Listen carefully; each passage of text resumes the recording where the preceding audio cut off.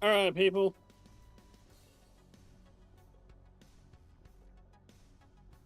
Although, not really hearing anything, but hopefully it's okay.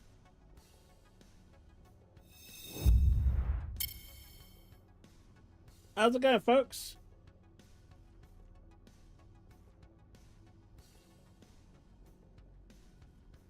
How are we doing?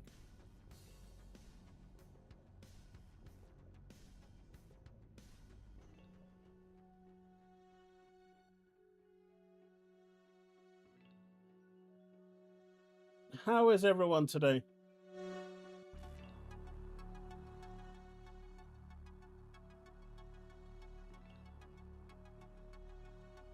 I actually found some old beta footage of Monster Hunter lying around. I thought I'd do that for today. Been playing the new Rec Station game. It's fun. I've been good. Lots of work today. I've also been working with my younger boy who's been doing some content today, so showing him around some editing tools. But man, it's been a quiet week this week, hasn't it? Like, really quiet. And there's been no drama at all. Like, nothing.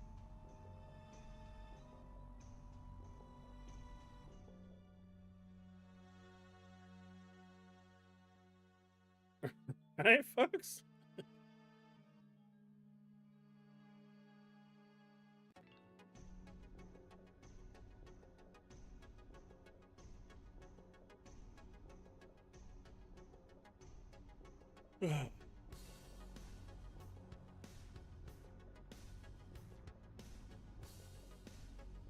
Hey, Kabini. Has there been really any leaks outside of the fact that it's going to be a premium console that's curated? Your sarcasm piece work? What do you mean? I thought my sarcasm was way on point this time. Come on.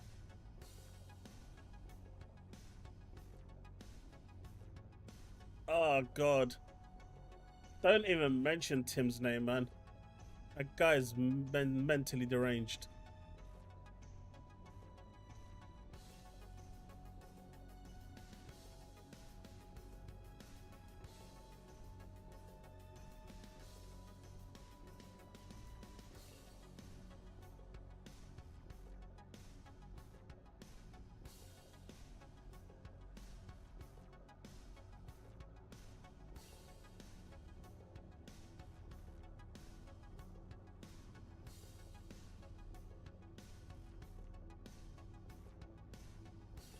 Name me one console they didn't call premium. I don't remember them calling the Xbox One premium. But no, when they said high-end premium this time, you know exactly what they're talking about. It's going to be expensive. But then again, so is the... Well, yeah, the Series S isn't premium. But at the same time, we'll know it's going to be expensive, right? Let's not beat around the bush. It'll be interesting to see what the price is going to be, because I don't see them subsidizing. I originally thought that they would be subsidizing, but I do not see them subsidizing at all. Also, this footage that's being seen on screen right now is going to make Susano cry, because I absolutely am absolutely crap at Monster Hunter. This was the beta footage, and when he sees how awesome I am with the greatsword, I think he might just disown me as a friend.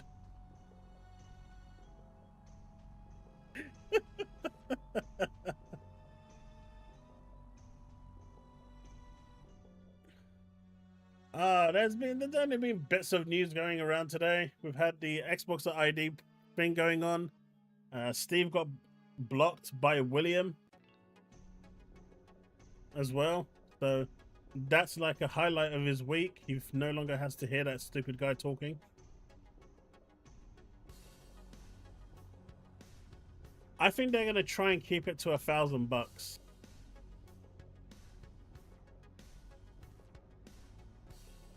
I think they're gonna try and keep it to $1,000. That's my thinking.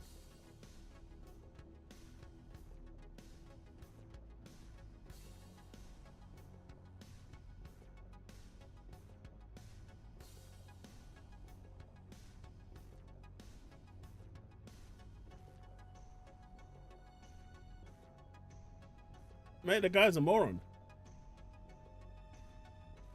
You can't deal with morons. But, folks, I wanted to touch on something now because I don't want to talk about it much going forward with the stream. So I'm going to cover this first thing. So it's just out the way, it's done, and we, you know, if you have your views on it, that's fine, but then we can just move on, right? So all of you saw my video on this. Clearly, they've all come out. You know, Nib especially has been in full defense mode. He's actually now comparing the layoffs to what they actually said. You know, he's a piece of shit, and I won't take anything for it. Like, he's his scum of the earth. But, you know, you can even see here when Socko calls him out, he's actually now saying that, you know, people being, he's comparing all of that and trying to say, well, Microsoft laid 15,000 people off, so it's perfectly okay for us to say stuff like that. I think they're absolutely disgusting people. They're irrepressible. Not a single PlayStation Nation person came out and actually made a comment or condemned them for what they did and said. And I think all of them deserve what's coming to them if it eventually does. And I hope it does. You know, I think Sarah should take this way more seriously and see if they'll actually say stuff like this again, because, you know, words have consequences. I think what they did was beyond inhumane, and to attack someone in such a vicious manner is absolutely disgusting. It's crazy that not a single PlayStation person came out and called them out for it. But you know, those same people would have been out there in full force had someone from Xbox fans said anything like this. It's crazy. I think they're disgusting, pathetic, pricks, and that's all I really want to say on this matter. If anyone does have anything they want to add, feel free to add it now, because I don't want this to be the central topic of the actual stream. It already pissed me off enough to the point where I made that video, and I feel highly disgusted of even just looking at this tweet in itself.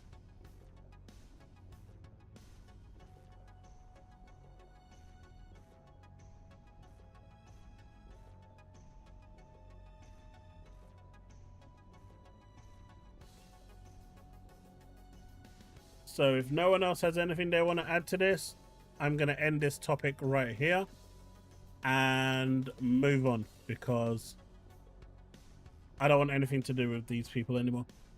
They're just sick in the head.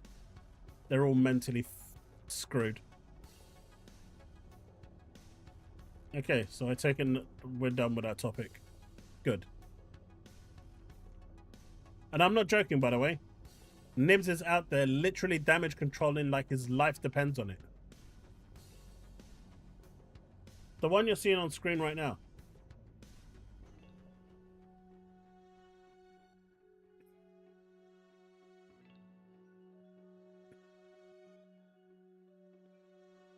I just thought I'd get this out of the way. I know it's going to come up, so I don't want to spend more time than it's worth.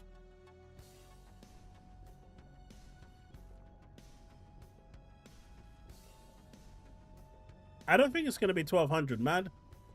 Maybe I mean, I'm talking about UK prices, by the way. I think it's going to be around 900 to £1,000 in the UK. Well, 800 to 1,000.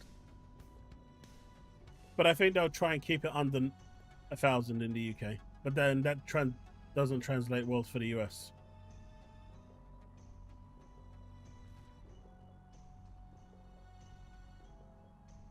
What's going to be a new Life is Strange? I like Life is Strange.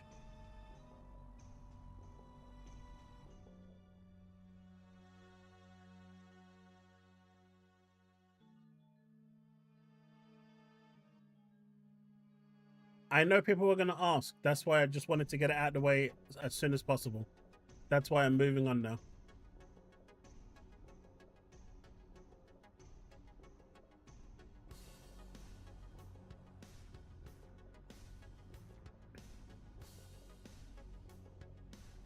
King David predicted 149.99. I can kind of see that because, like I said, if we're looking at the current price of the ROG Ally, £800 is about $1,000, right? So it's almost like a one-to-one conversion. So $1,000 in the UK would probably be about 1,200, 1,300. I just don't see Microsoft subsidizing it, and it really depends on the high end, how high end they're going, right? What they're aiming for.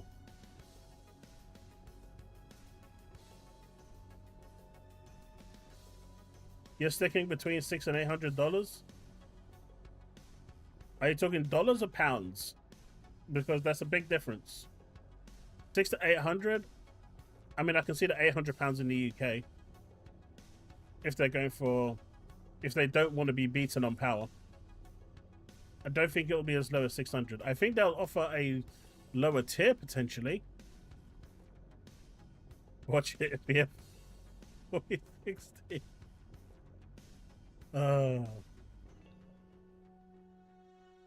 I mean, I did see someone on X, I think it was yesterday or the day before. They were talking about how Xbox is going to have, you know, gamers want the best performance they can get. And, you know, he was saying, you know, as an Xbox fan, the next generation console is not going to deliver anything less than the best.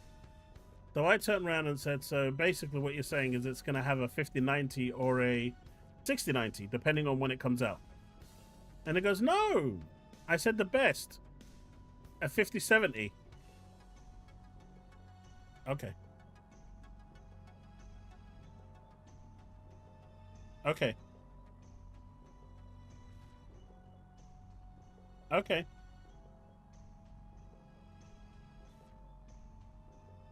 No, I get that, Big Mad, but did you understand what he said? I was giving him the equivalent, right?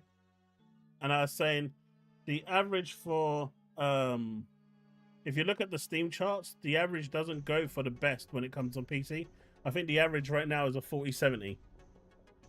And so based on the Steam hardware report, 4070 seems to be the thing where it mediums out at, where the average person is happy with. And he was saying, no, they want the best of the best. You know, Microsoft is going to deliver the best of the best. And so I said, so what you're saying is they're going to deliver a 5090 type performance or a 6090. And he said, no, I said the best of the best, a 5070 performance. And at that point, I just left him alone.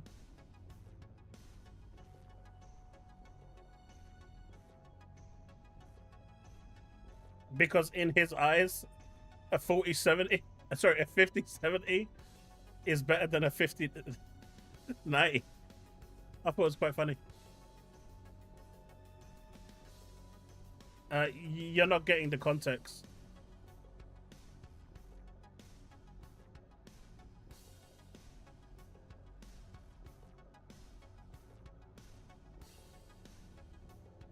Do you remember what Sean Layden said about TikTok is taking over the end?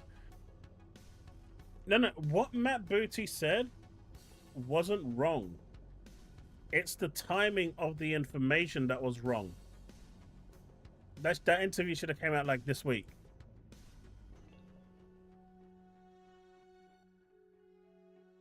Wait, so Big Man, you're saying that a 5070 is better than a 5090?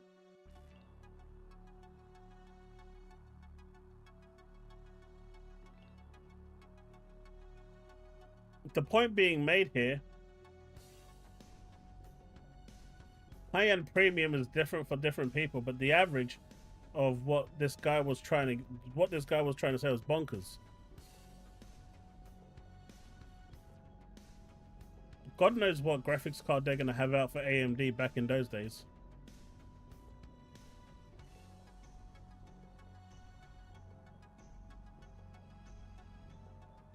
Oh, 5019 is as much for gaming as the 5080 is. That line got blurred a long time ago. That line got blurred with the 3090, and then even more blurred with the 4090. The 5090 has just made it a high-end games graphics card. If you want a software thing, you go for the 6000 series, which costs around £7,000. Hey, Manad. And that's for the 48 gig. If you want the 96 gig, then you're paying like 15 to 30 grand. And then you can get even higher for like even more money than that, depending on how high you want to go.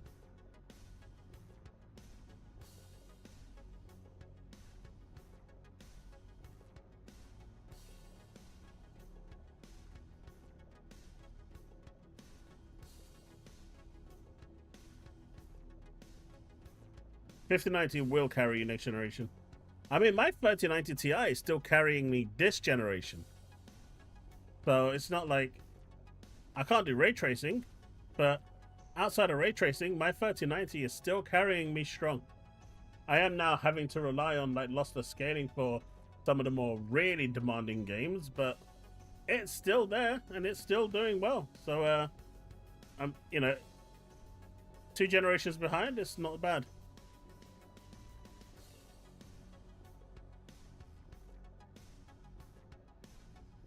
Yeah, that wasn't the comparison I was making, Big Bad Mo. I'm saying what the guy was saying on Twitter, and then he inadvertently turned around and started insinuating that the 5070 was a higher end graphics card than the 5090. He just didn't know what the hell he was talking about.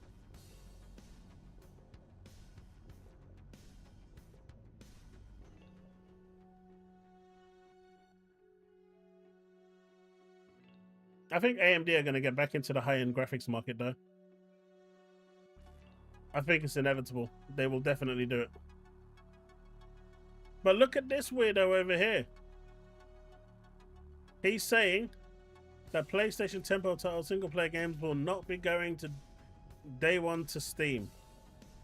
Right? And so this guy over here says, I promise you by 2030 it will. 100% no question. On Steam specifically or PC in general? So this William guy is happy for the games to go on PC day and date, but he's not happy with it going day and date on Steam. Can someone tell me the difference? Can someone tell me the difference between it going on Steam day and date and it going on PC? For a PC gamer, what difference does that make? This is the level of goalpost moving that they've got into now. It's I was like, wow, man, jeez.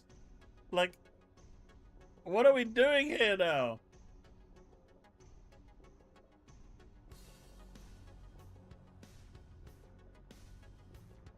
AMD is going x86? Why is AMD going x86? Why not stick to x64? Hey, Dark Hunters. Hey, Mr. Glass, how's it going?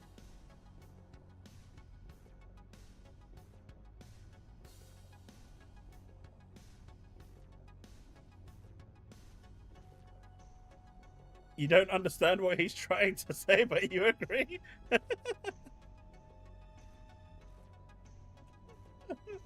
No, but Steve, he's saying he's happy. He's okay with it going day and date on PC, but it won't ever go to Steam day and date. Like, and my point here is, as a consumer who does PC, if you're a consumer that primarily plays on PC, what difference does it make to you?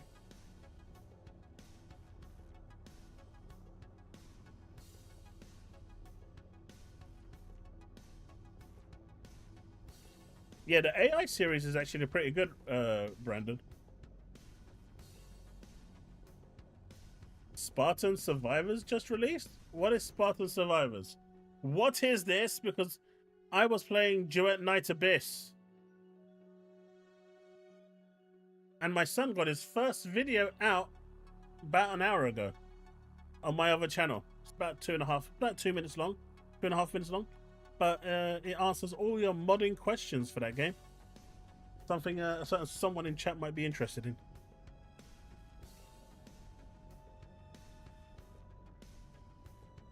It's Spartan Survivors. Is this something that was at the Idea Xbox, which we're going to check out?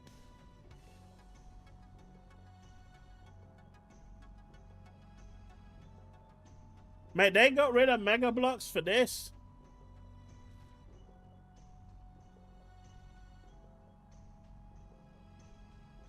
Mega Blocks is really good though. I really enjoy playing it.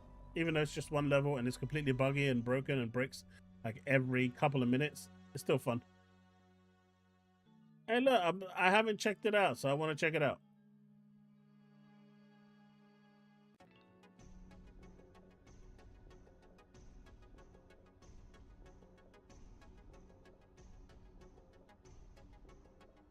Yeah, but they're going to say that's not built in-house. You know the goalpost movements there.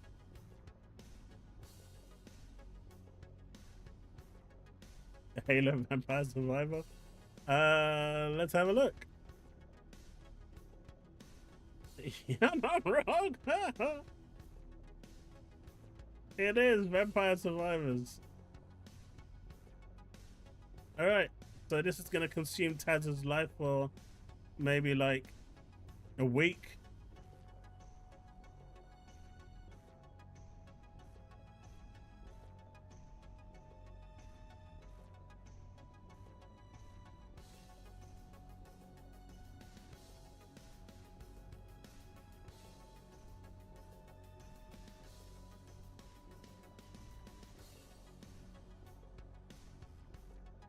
Spartan Survivors. It's on Xbox, Steam, and itch.io.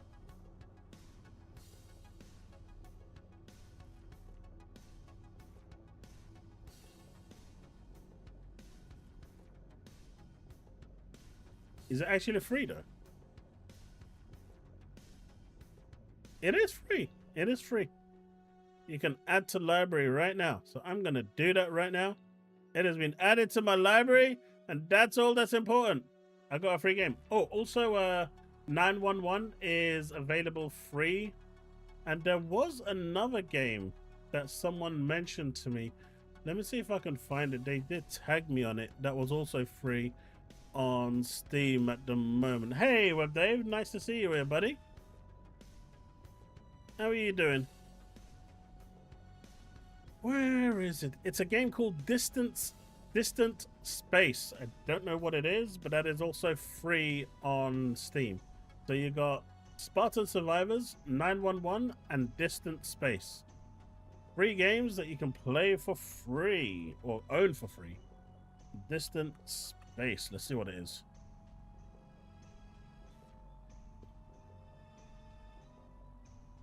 Hey, Devin. Thank you for the 16 months of membership, my guy.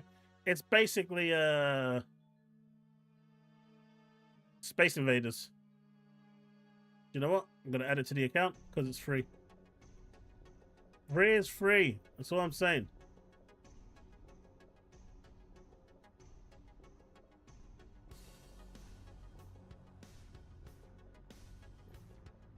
We all like free.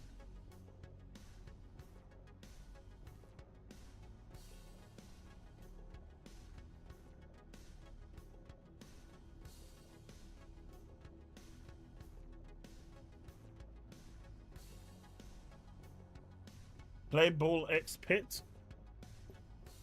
What now? But I'm going to do that now. Ball X Pit. What?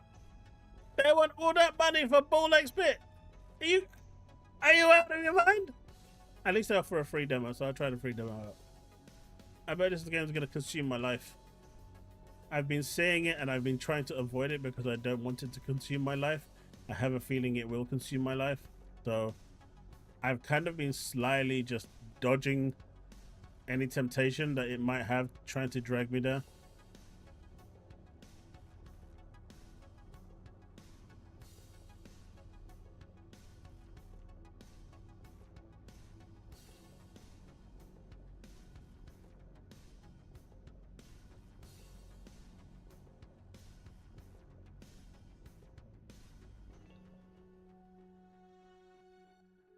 Darren, are you trying to defend him?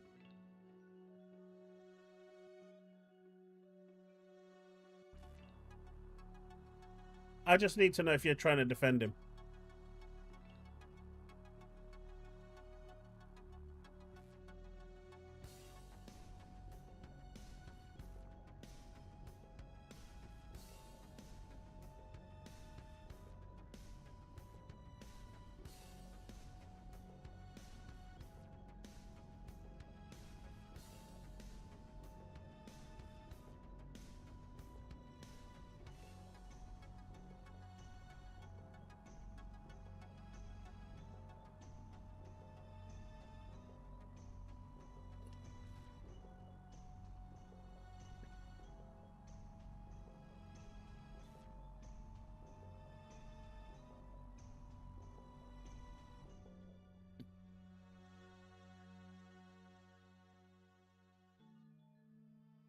So outside of Steve, who's super excited for Final Fantasy VII Remake Intergrade, anyone else excited for it?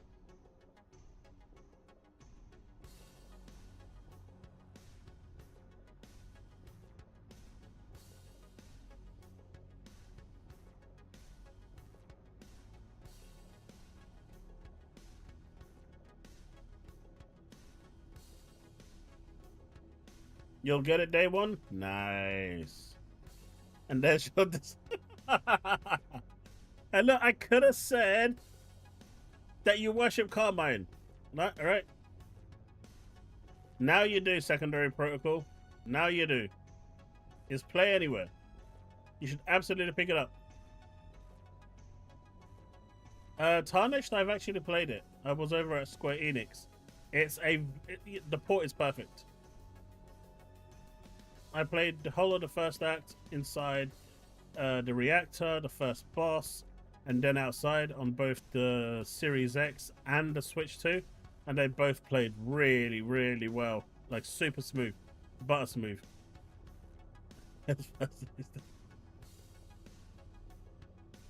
Steve wants a Gear Survivors with Carmine as the main character.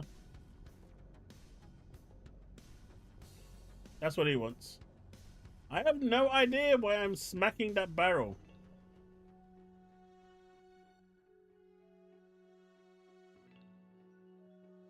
There's a partner showcase apparently due in November. But there is an Xbox ID one that I'm going to watch shortly, so we can check it out. But man, Tim has gone off the deep end. Xbox, unfortunately, is run with a pro-woman agenda. Anti-man, anti-age too. Sick guy. And there's all of this on next month's dislike. I don't know what you mean. But hey, at least people have stopped crying about the Xbox ROG LIX, right? No one's. There you see, Steve. See, someone likes Carmine. See, there you got a Carmine lover right there. There's two of you now. But yeah, at least the drama for, you know.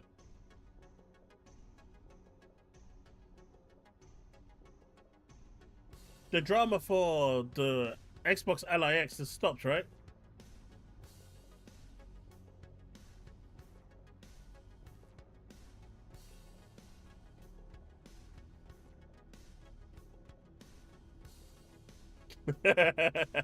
Hey, he won the Final Fantasy one last time, didn't he? And he gave it away.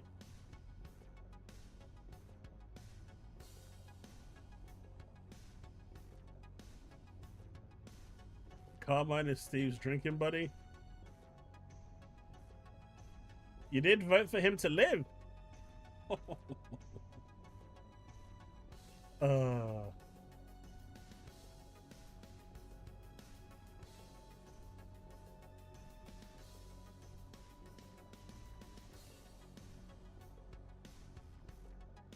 you guys want to shall we check out the Idea Xbox? Let's get that out the way. It's not that long, I don't think. Actually, it is kind of long, right? It's like an hour long. Yeah, a little less than an hour. Like 50 minutes.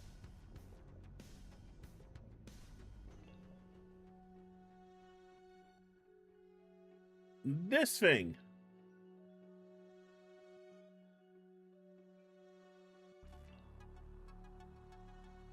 Idea Xbox. I haven't seen it, and I wanted to watch it. We'll get into the Halo controversy after the Idea Xbox. Let's get this out of the way.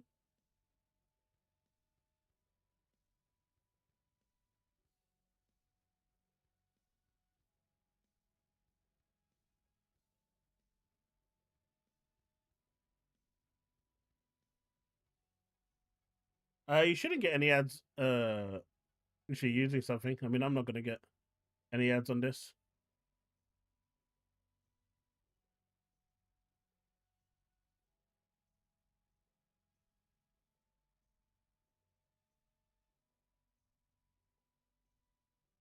Favorite Xbox platform. Pay attention.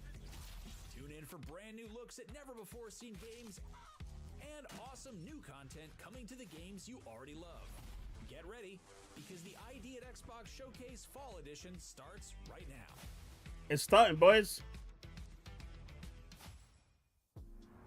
Hello and welcome to the ID at Xbox Fall 2025 Showcase powered by IGN. I'm your host Damon Hatfield, joined by Aliak and Jeffrey Vega. Welcome.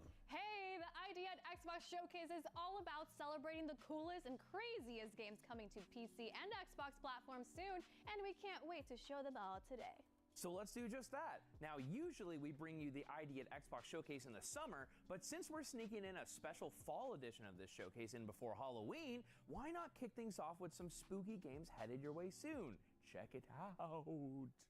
Did he buy a room? No way. That guy would rather admit throwing...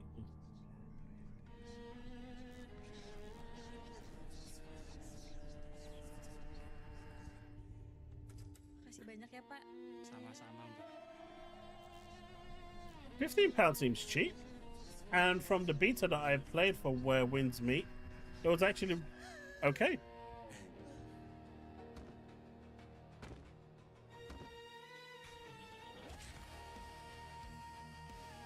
You're not hearing anything? Guys, you can't hear anything? I am seeing a response from the desktop audio.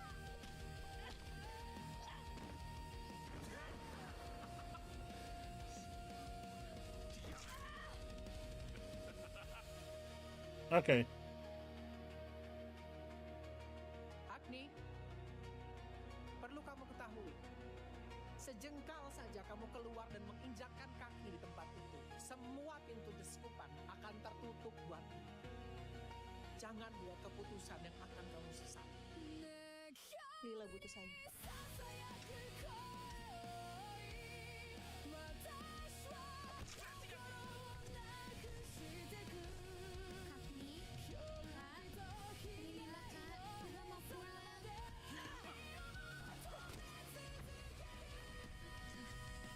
It's just low.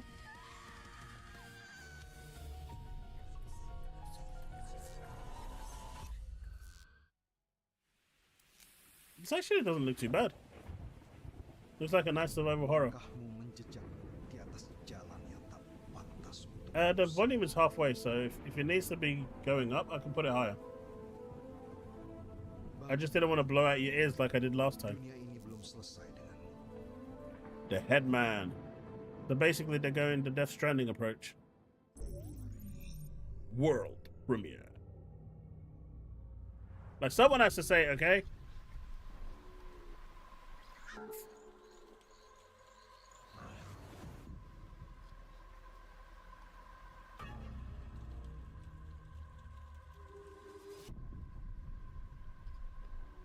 And Hooded Horse.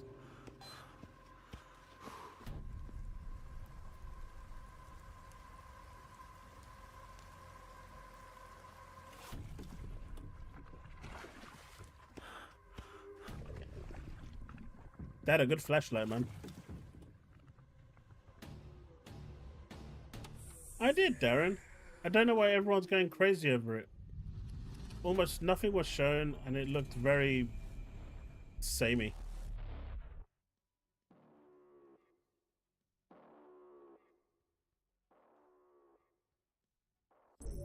If it comes out for like $24.99, I could see it being alright. But I can't see it being priced at a full retail $69.99.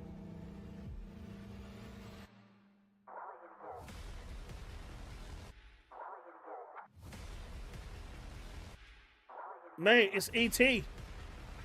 Not E.T., Short Circuit, sorry. It's Short Circuit! Johnny 5!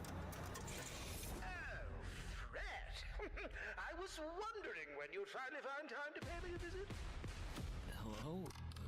You're in Harmonic Heights, Fred. The school. Things always look strange here. Depends, Diablo. How much do you like Darkwood? Hey, you. What are you doing here? We're not supposed to be out in the halls at night, but I couldn't help myself. What are these things? I don't know, Fred. Nobody does. I mean, everyone's just commenting on the actual trailer, which didn't show much, other than the fact that it's set in the same era. I'm afraid the object of your desire is just a hint. And Fred, she knows you're here. Now run along.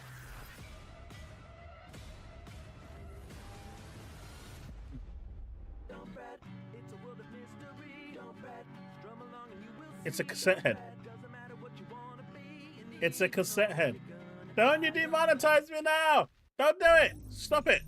World premiere.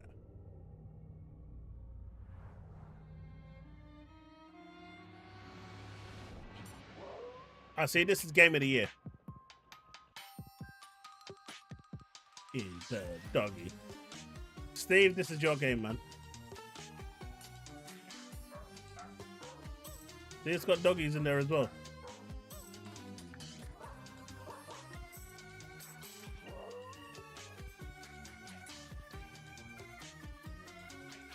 What did I miss?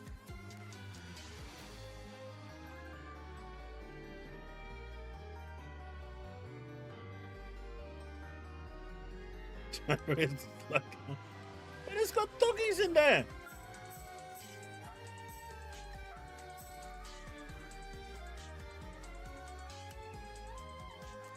Look at Steve getting all scared.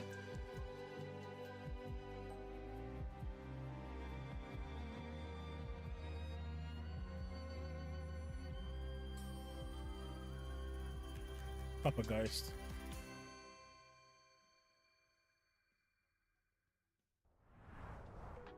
You're watching the ID at Xbox Fall Showcase powered by IGN. You just saw some truly terrifying indie games that you'll be able to play before you know it. Hopefully it wasn't too scary. Well, I wasn't scared. I had my eyes open the whole time.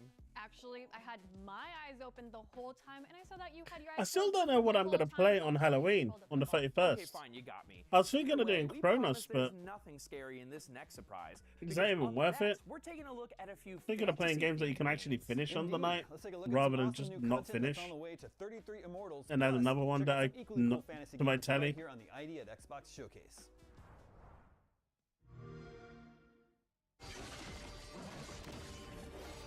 Mate, isn't this out already? Why is this even here?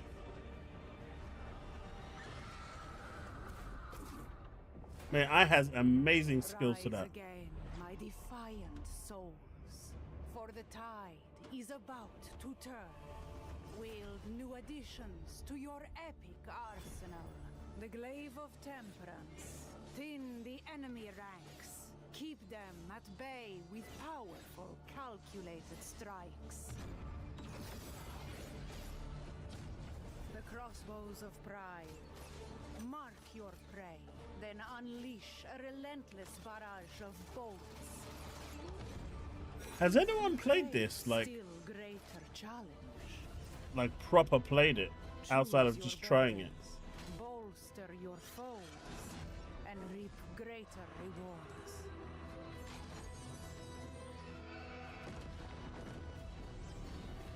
I remember trying the beta, and then when it came out, I tried it out as well. Purge seals of domination to liberate the chamber. Destroy foul effigies of submission to claim precious relics. Refresh your attire in Charon's wardrobe. Embrace pride and temperance. A bold next chapter for 33 immortals. What we need to do is one game night, get 33 people playing this at the same time.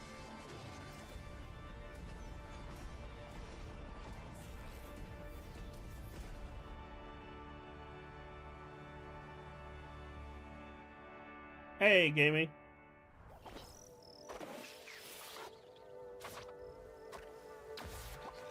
Is this the Two Tails games?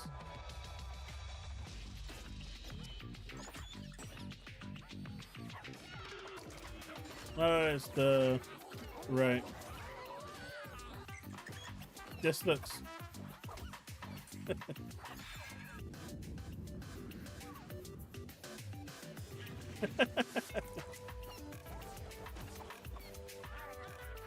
This will have its audience.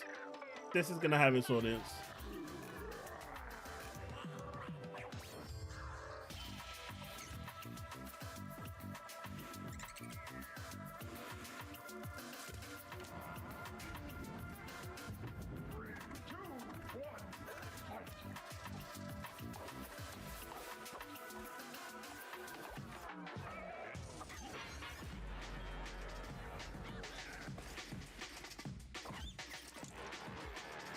God, now I'm getting so demonetized after this stream.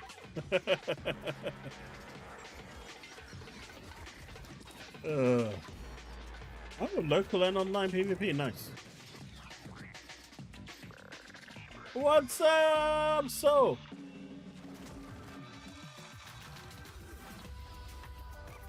We're just checking out Idea Xbox. Apparently, according to Steve, it makes Gears look absolutely... Well, I won't finish that sentence. I've had enough dislikes for a while. But he knows what I meant, so I guess that counts.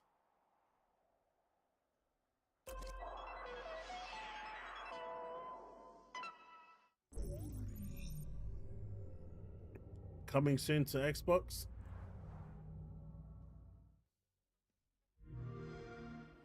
Our world is broken.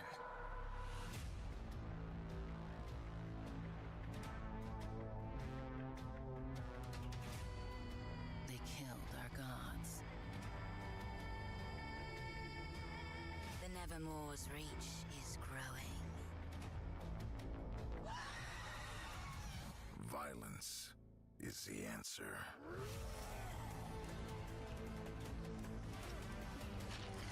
Yeah, I saw that. They're advertising it the other day.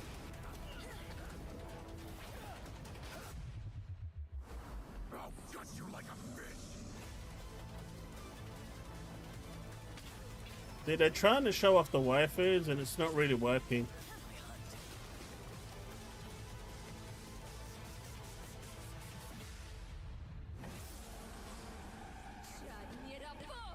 They don't look right. Yes, my barbarian, come to me. Them shoulders are way too broad.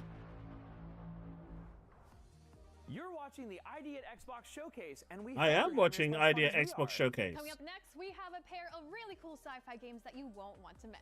Let's take a look at Planet of Lana 2 and Aphelion. Check it out. Gorster, you're in for a treat. Keeping's amazing.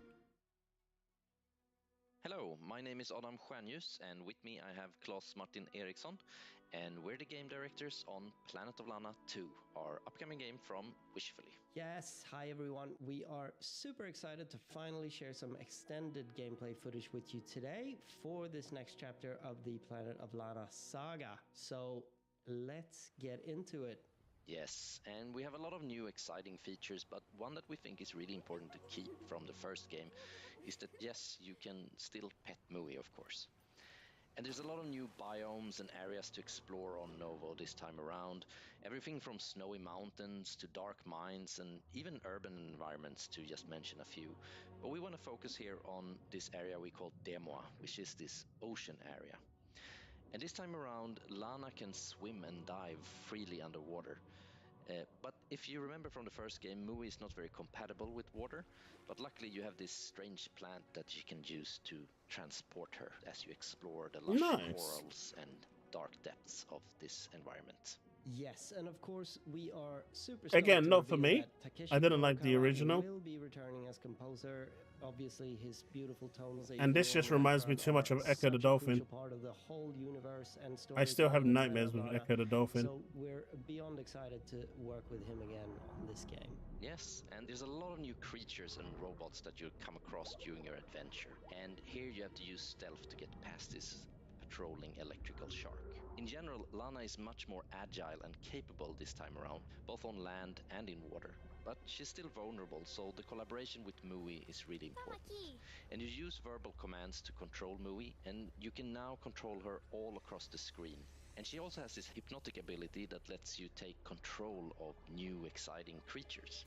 Here you can see that you can control this little inkfish that you can swim around with. And Mario 64 is still good for today. All these creatures have unique abilities that you can use to It your still holds up. This Mario fish can 64 release still a holds up. cloud that you can use to get past this shark.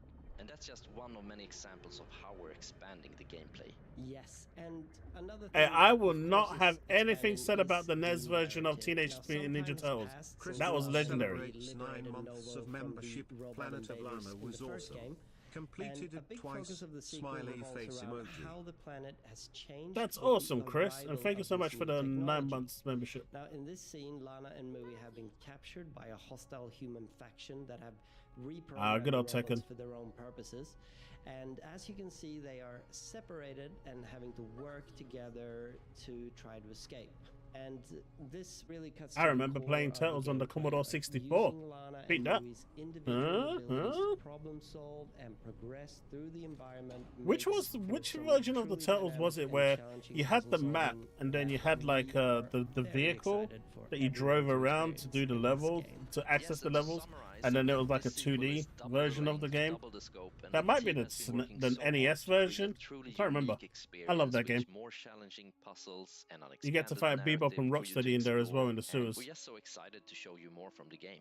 Planet of Lana 2 is coming 2026 on all platforms and on Xbox Game Pass day 1. Well, for the Planet of Lana lovers out there, that's one for you. Hello? Hello?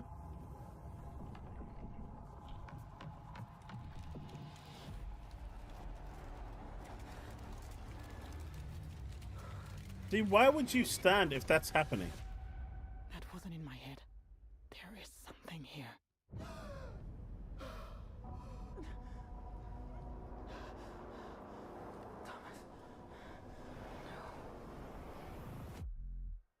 Mission Don't control. nod.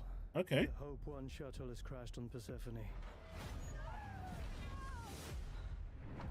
I lost contact with Dr. Montclair.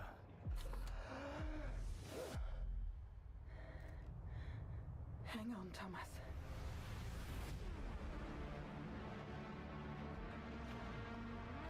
Okay, this actually looks good. I like Don't Nod as a publisher, as a studio. This has my interest. I'm not alone. What the hell? It's stalking me.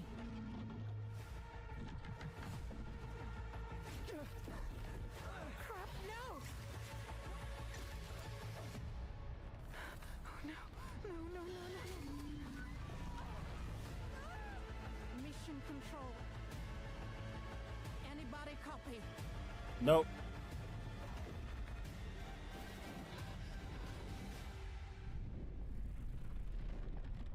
Holy shit. What are you?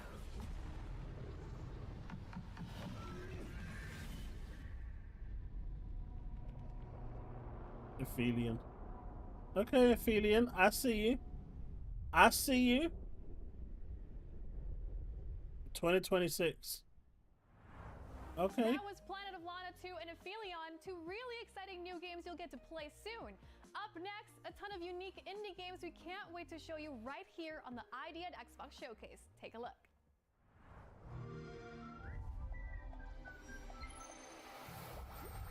You just know this is gonna be good.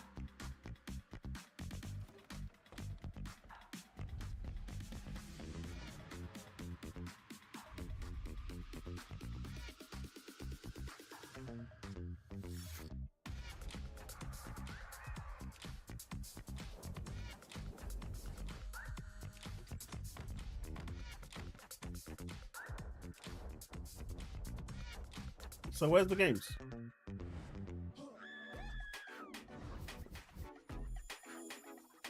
Oh, that was a good game.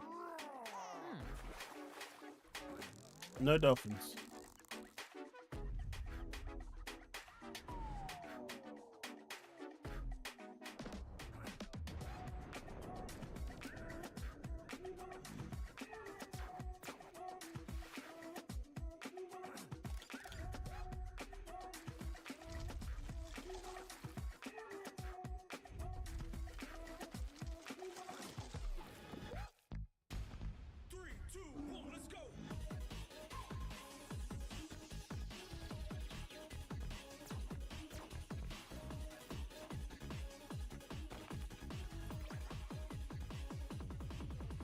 Why not show any names though? Discover fresh indie games every Wednesday. You're Okay. watching the ID at Xbox Showcase Fall Edition powered by IGN. We hope you're having an awesome time. While we have you, we've got some really cool merchandise available right now on the IGN store. Whether you're a fan of the Fallout game franchise or the recent smash hit Clair Obscur Expedition 33, the IGN store has t-shirts, hoodies, collectibles, and more. All celebrating You heard it, the people. best in games Go to the and IGN store and get Just that head to merch. That 10 out of 10 IGN. and get yourself something nice. Hey, save me a sweatshirt. It's very cold in here. All right, coming up next, we're celebrating both vampires and zombies with some new looks at exciting stuff coming to games like Vampire Survivors and DayZ. Check it out. It's always been there. Vampire Survivors!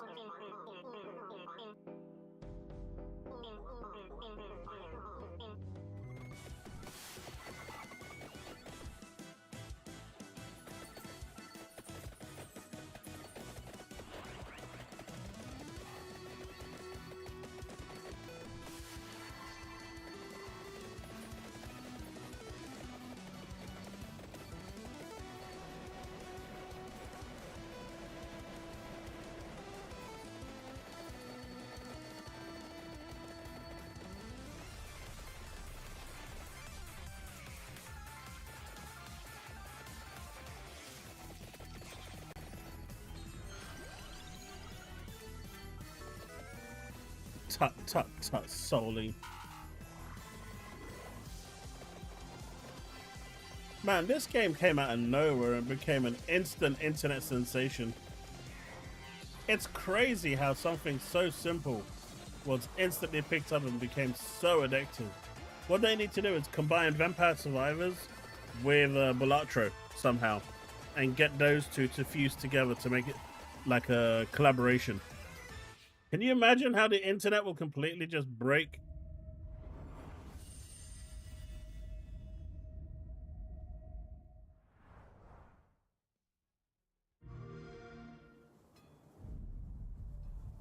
Yeah, man.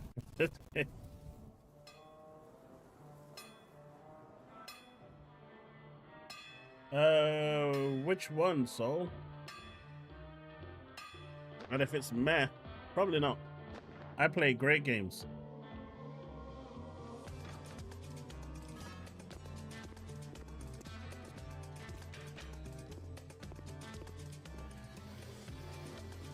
So is this repair your bike simulator?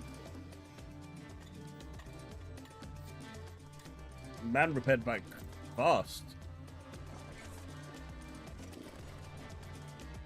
Oh, is that what that was? That was a collaboration with Balatro. Okay.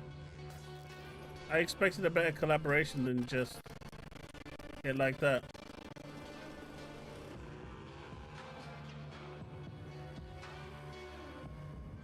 I don't know, I expected more stuff Balatro related to be in there. Xbox Fall Showcase brought to you by IGN. Thanks for hanging with us today. Up next, we get a collection of games that involve things like cyberpunk football, superhero combat, and sledding.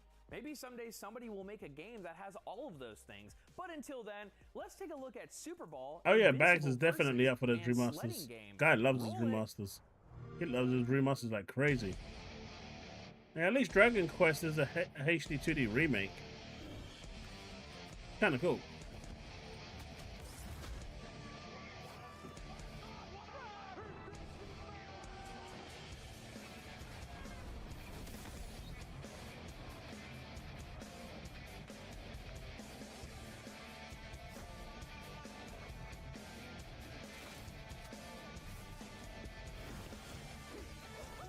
Are you for real?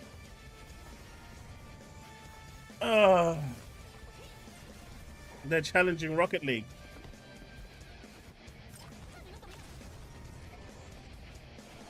They're challenging Rocket League.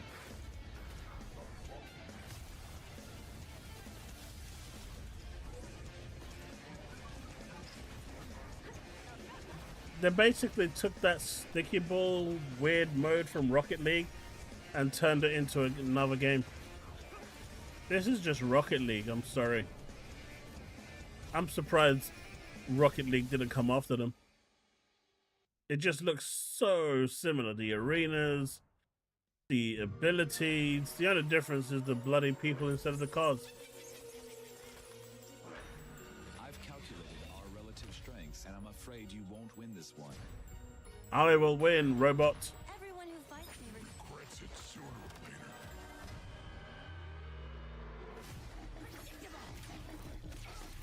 This will hurt. I am here. Incoming. I warn you.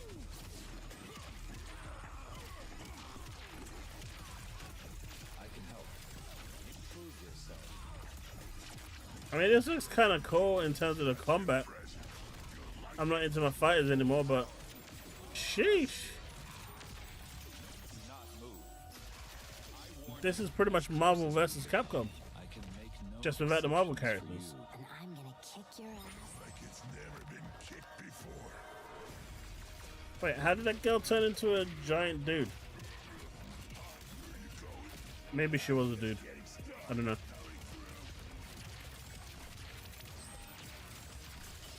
Ready? Let's begin. This will hurt. Neutralize.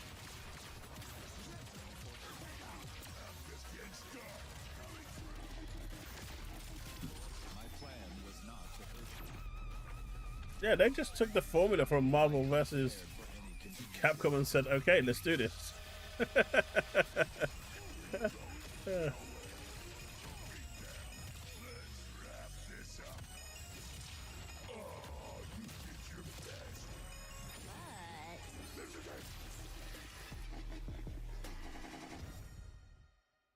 Invincible VS. Coming soon to Game Pass. I'm making a game about sledding and hanging out with friends called Sledding Game. There's your 75 games, boys! You just sled. There's your 75 games! You can race, you can do cool flips and stuff. Sorry. And when you crash, there's some fun ragdolls, because how can you not love ragdolls? You can also talk to people using proximity chat. Alright, I'm gonna put it all on 23. That's all? Oh, the goal here is to just have fun and hang out. Like, that's it. So if you want to take a break from sledding, you can also just chill. You can build snowmen, you can roast marshmallows, you can even have snowball fights. Lock us in! Lock us in! Oh no, watch out, watch out! I got Lou on! Watch out, he's right there. I've actually added a ton of other like fun little random things to do besides Rip. sledding. You can also play darts or go curling. Or drink hot cocoa. Or fish. People love fishing. I'm gonna catch a whale on my next one. Yeah, They do! Everyone loves fishing! Dude, this is the day! There's also a karaoke mic in the lodge. If you want to mess around with that. That's one of my favorite things. Yo, who's gonna start singing karaoke? What is Where'd Carmine go in the chat? What? Oh, never mind. That joke doesn't make any sense in English. But yeah, I've been developing this game on my own, and it's honestly crazy how far it's come. And now I'm really excited to share that Sledding Game is coming to Xbox and Game Pass. So yeah, that's Sledding Game. Can't wait for you to try it. Ooh, looks like sports and fighting game fans will be eating good real soon. Up next, Raw Fury is one of the most passionate video game publishers out right now. Stick around because we'll be right back after this.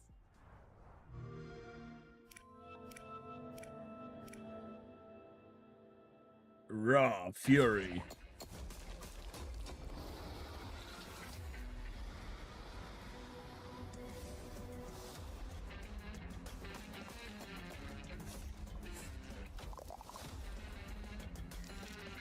Why is the castle running away?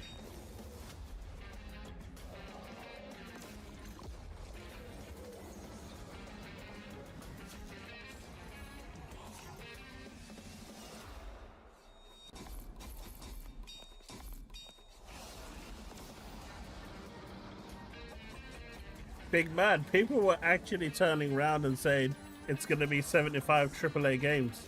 And I was like, my guys, I got something.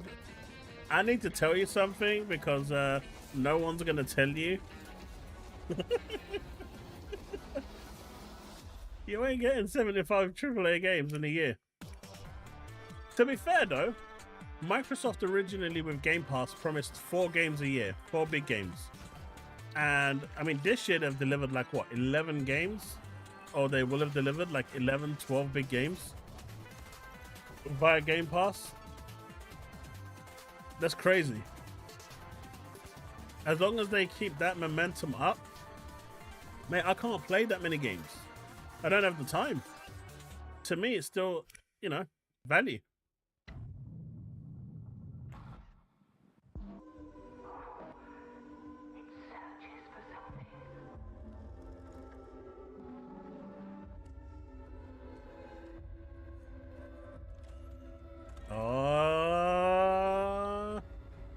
Oh, this look good. December the 4th, 2025.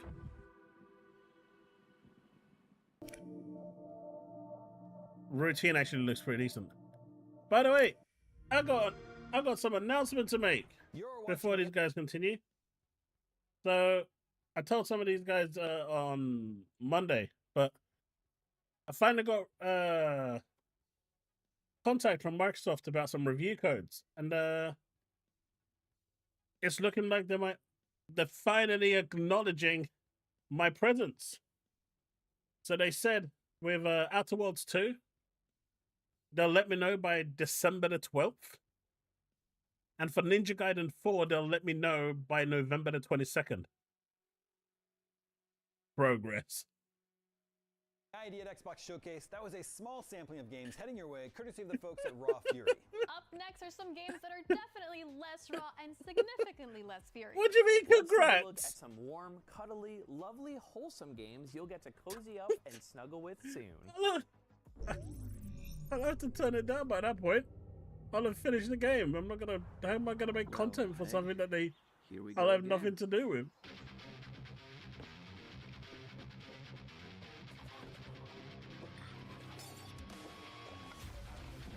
Mate, first bread game and now egg game.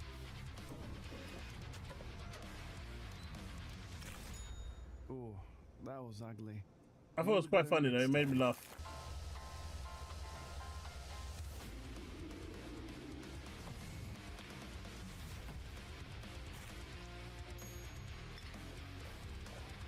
Big bad mode. That's the exact point. That's the point, right?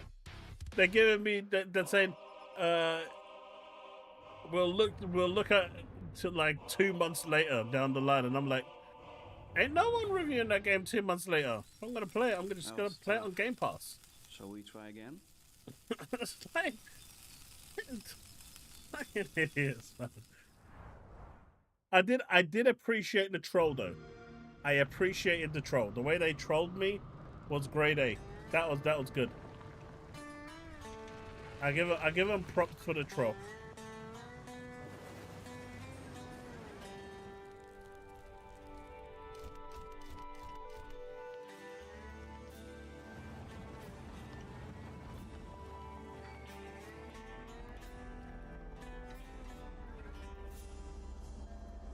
Yeah, Mudfather Elite.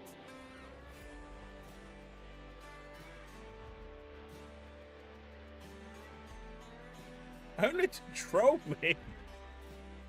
They're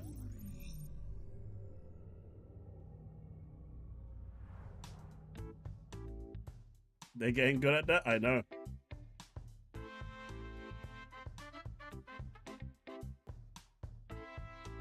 This could actually end up being pretty good. This is definitely going to have its audience. But isn't like Nintendo going to come after these guys because, you know, reasons? I just have a feeling that Nintendo's totally going to come after these people.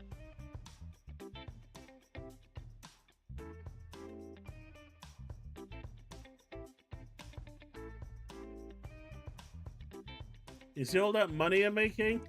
You better save it, because that lawsuit is coming. Imagine having someone having to come behind you to spray just so your BO can go away.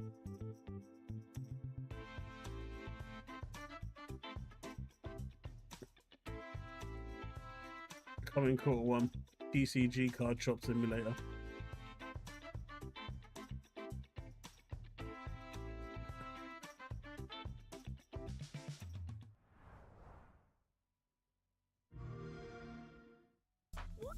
Task time. Who can play it? Is it fun? How did this end up in a Halloween-themed Xbox showcase? We I have will answer no idea. some of those questions and more right now. Task Time is a You don't have to. party game for up to 8 friends. Or, if finding 8 friends proves too tricky, 3 friends, 2 colleagues, 1 confused grandparent, a well-timed Deliveroo driver, and that guy you're friends with on Xbox whose identity you forgot years ago. Are you a distant cousin? Did we meet on Gears? Who are you? Across 6 glorious rounds, the aim of the game is to complete the tasks, finish top of the leaderboard, and subsequently rub it in your Deliveroo driver's face. The tasks aren't always as straightforward as it seems, however, and include such randomly generated gems as hit other players to score points. Everyone plays on a 90s handheld. Keep your A and Z as far apart from each other as possible, but everyone moves like a tank.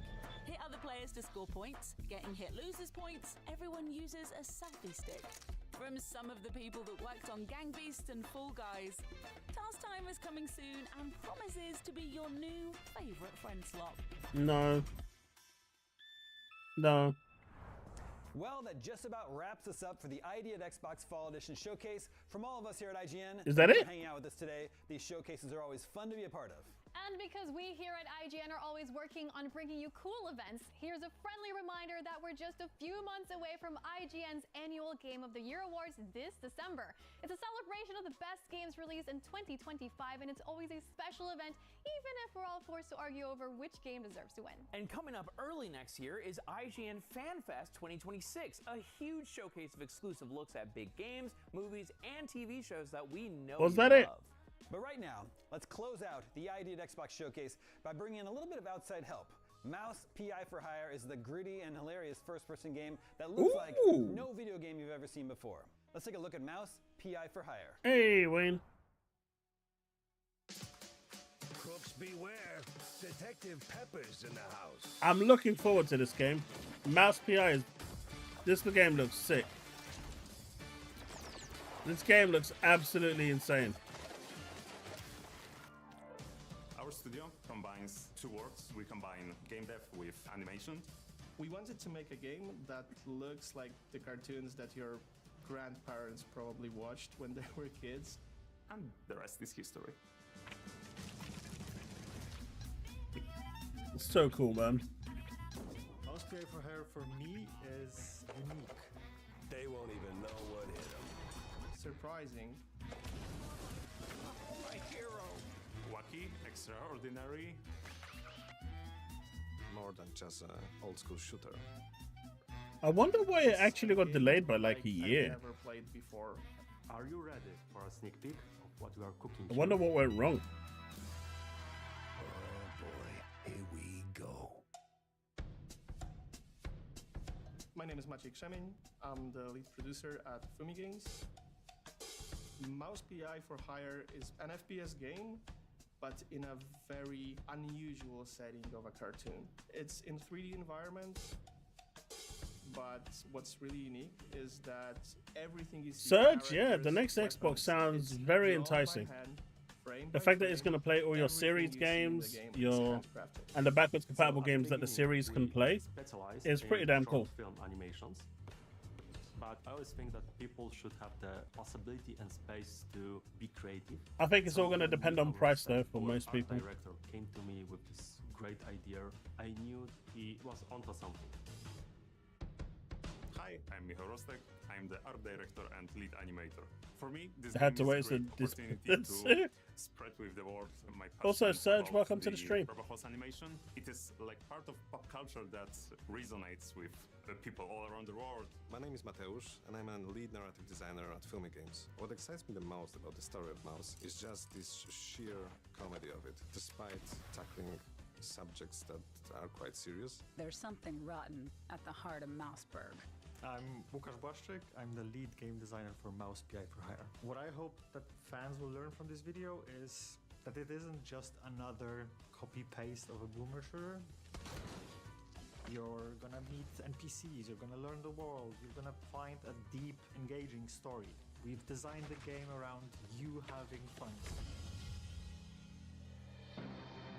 Chapter 1! Now, I'm really looking forward to this game. Like, really looking forward to this game.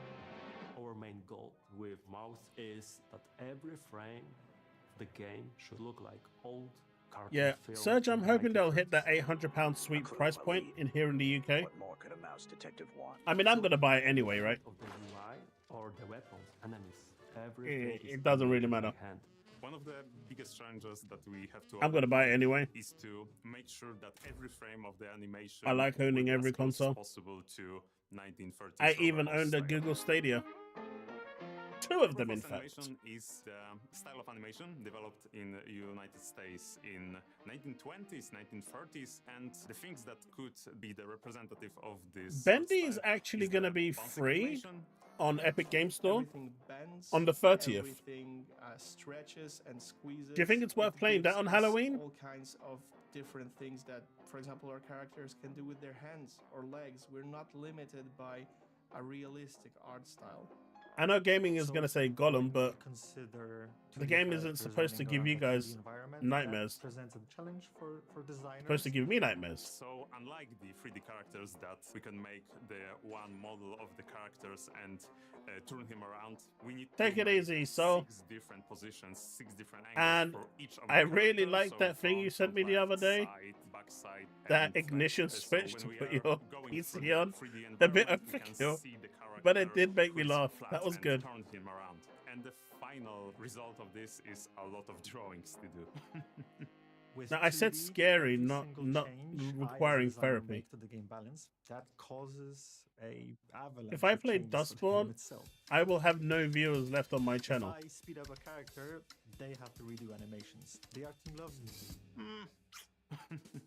One of the biggest challenges. I can only with go mouse by the PI for Hire was UK black and pricing, white Grey Manad. aesthetic, 'cause usually But you will use specific tricks to $1,000 guide kind of players works through in line with presentations. You have the well-known UK pricing. yellow paint that shows you Basically where the to same use price what. that the And we don't have that. Xbox We have a Ally is. completely black and white game, so you have to guide players through light. We For will the Xbox often Ally X. use typical black and white on objects that can be moved. Will be I don't know what spider interactable, game you're talking about. while maintaining grayscale and no outlines on objects that you can't interact with. We want to put a life to the world through the animation elements. So on every level there will be something Cuphead is hard. extraordinary and unique to see and to experience.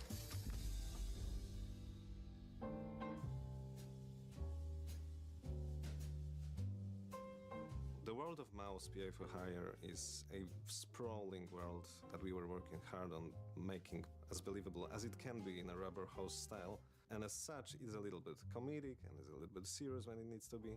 And the city that the game takes place in is called Mouseburg.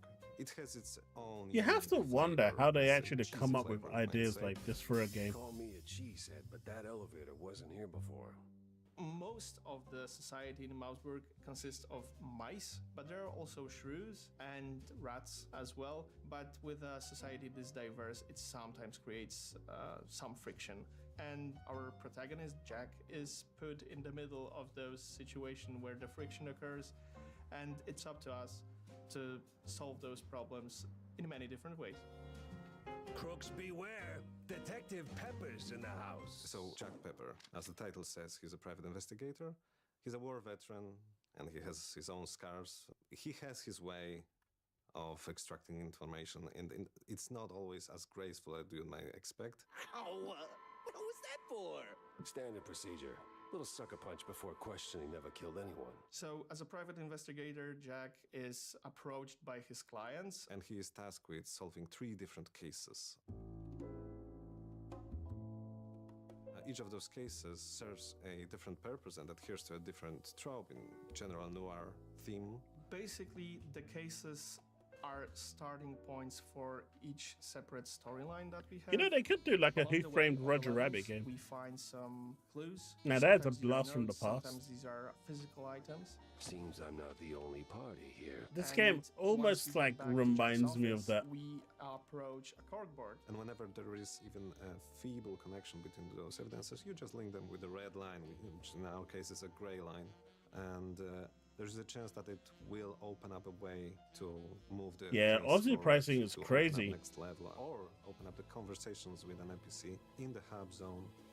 The hub I've been watching is your our Shark Tank a home, lot. Where you start the case, where you And end those every guys case. like There are throw 2 money ways around to like address crazy. the I'm hub. like, man, 60k. Jack's office, What are you doing? A pub called Little Big that is run by Everyone coming John in wanted Brown, like Jack's friend. 300k And there is investments. Tammy's workshop, when you can upgrade your weapons and just talk to her whenever Like you it's have nothing. desire. What's up, Jack? When you visit the Little Big pub, you can encounter 3 different NPCs. Each of them serves as a handler for a different minigame, one of which is a collectible baseball card game. You can collect cards throughout the whole world. Almost every single level has at least one hidden somewhere, and based on that you can build your own deck of cards.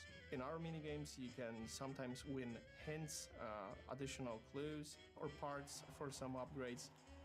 So whenever you're stuck with your current case, there's always someone to talk to in the hub. I'm Igor. Igor, of all names, they're going the And as Persona soon route. as you Okay. have your next steps figured out. He even then looks you like can go Igor from just find your Persona. car, and as soon as you interact with it, you're being transported into overworld map, through which you can traverse with a little nicely painted car and arrive at the specific destination that the case urges you to go to. Mouse PR for Hire has more than 10 biomes. Every single biome has somewhere between 1 to 4 levels in it. Since the story is set in the noir style, we thought that every level in the game should be inspired by locations from the cartoons from that era. We want to make sure that the levels will be not only full of variety of places, but also will be as wacky, as cartoony as possible. Well done, genius. You broke the damn air duct. Streets is one of the earlier levels within the game. So when you first enter the level, you find Shoot him. complete chaos on the streets. Shoot him. Officer, it was just a little cheese stick on the sidewalk. You will see shrews getting beat up. You will see them getting kidnapped. You will see them disappearing. And yeah, you will see how police officers aren't really there to protect anyone anymore. Well, that was a speeding ticket for sure. Your goal on the streets level is to enter the police station and find out what's going on to the larger population of Mouseburg This itself. does look really good. There are enemies running around left and right. You will fight enemies that you haven't seen before, especially in the previous parts of the game. Here's Jacko. You will have cops that use batons and try to pacify you with them. So enemies, enemies, enemies. Before that, the previous levels were more toned down when it comes to the types of encounters and the amount of enemies you encounter, and this time when they will come at you with everything they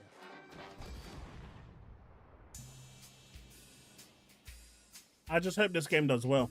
These games like this that I want them to do really well, and I don't want them to be one-hit wonders. So we can get more games of this kind coming up. So we want the game to be challenging. You know, more creative games like this, because this is creative. Where did those lunatics crawl out from? I'm taking a small amount of specific enemies, like melee enemies, ranged enemies, tank enemies, and those are initially presented to you as the player to deal with, learn how they behave, learn what to expect, and then we add twists, what we call modifiers to them. So a tank that you've encountered previously. Yeah, me too, Bags. Dodge it when it's charging. I can see that there's a streamer I watch. He's pretty decent actually. He's got great skill. You might know him. He streams on the Chaos Lounge and also streams over at Chaos Lounge Live. Pretty damn good. He's really, really good. You should check him out. He's awesome when it comes to gaming. Just the basic type of enemy. You'll also encounter Chaos Lounge Live is over at Twitch. He's a really good streamer. More complex enemies, like one that we've already shown. Totally underrated. Or the alligator. He should have like, you know, 50,000 subs by now. My favorite boss enemy. He is definitely a pro. Don't mix that with the PS5 Pro. Just a pro. No one needs to know how he picked one. Got his pro. A specific enemy, you would want to choose a specific weapon. We have a standard. I heard it's cluster of conspicuous. weapons, so you get a pistol. Obviously, you have a shotgun, a Tommy gun. But is he actually live right now? I didn't bother checking. He said it might go live if he could finish his video in time. With Duet Night Abyss. Call a conscious gun, which is basically a brain in a jar attached to a weapon. Nah, 10k subs gets you guys me finishing Gollum and King Kong. Don't you bring in don't go bring in Dustborn into this. Sometimes you knock it down. The alt fire. There ain't enough subs in the world that can get me playing that game. To use that loaded cannonball in the weapon, smash it into pieces, and fire a burst of smaller projectiles if you want to deal with more enemies at the same time. Weapons in the game will also be upgradable. Also, what is wrong with you guys, right? I had someone turn around to me and said, if you put a super check goal and you meet it, would you wear a maid's outfit? What is wrong with you guys? That idea must have come from someone in this room for that person to have turned around and told me that. Not a copy paste. You guys are weird. So our approach was to give every single weapon a feeling of that's a perfect Good lord, for man. that specific enemy. However, how we designed it and how players use it might be a completely different scenarios. You need to feel like you actually deal a lot of damage. You guys have some weird stuff. Like animation-wise bad and people. sound-wise. Bad. We understand that what players That's all I'm saying. feel, it's always a blend of what you see and what you hear on screen, right? I ain't doing it anyway, Susano. What do you mean? My guy's already entertaining it. No, don't even entertain it. You don't even have to respond to it. So we have to balance our sound effects to sound pretty oomphy in a kind of way. You need to feel like you're shooting someone in the face sometime, right? We I don't know where they're from, Ren. The music in game sounds like the old cartoons that we Yeah, this will be to. great on the Ally. So Man, I still what want to we get did, an. I and still want to get it's an Ally. actually a feature that we are really proud of is we added a couple of different distortion filters to the sound in the game that you can choose from. Starting with a filter that sounds like very I have to wait till next year now. cylinder recordings with a heavy distortion. You can choose to use a filter that resembles, say, 1930s/1940s vinyl records. By the way, for those of you that have an LIX, there's a neat little trick you can do that doesn't damage your hardware, but it allows you in a docked form to run at 45 TWP consistently, and it gives you great frames, really great performance. So ETA Prime has a video on it. It shows you how to do it, what you need to change. It's just a few settings. Takes about the best part of like 2 minutes. This game is Nothing more. like no other. But it actually allows you to consistently run at that 45 TWP instead of the 35, which gives you a considerable boost to your performance. We just want to give the players this fascinating world that is outlandish and relatable at the same time. The whole game as a package which is pony? exciting because every little detail that we work on across every team just makes something unique. I just ignore it I'm now, most Diablo. proud of the team If I that's don't give it building the attention, game they just and stop the anyway. boundaries that they cross They every feed off the single engagement, so I every just single ignore it. month. I know it If it sounds becomes cheesy, but overwhelming, then I create just something that time is them out. truly a human experience in a world inhabited by mice. When you are creator, 10k subs so girls can play Dragon Age Veilguard. No, that's going to be 15k. So it was really outstanding for me. But if you haven't subbed yet, and you are watching this show, please do consider leaving a sub. We are getting close to 8,000 subs, I think, or is it 9,000? Clue is that we put into the project go beyond that. We showed you a lot. We're getting today, close to one of the numbers. but there's definitely more where that came from. We're getting close So to 8,000 now subs. it's We are time like to step out of your 29 office, gather subs some clues, away connect the dots, and from save mouse boots, 8,000. because right now you're the city's only hope. That would be great to hit.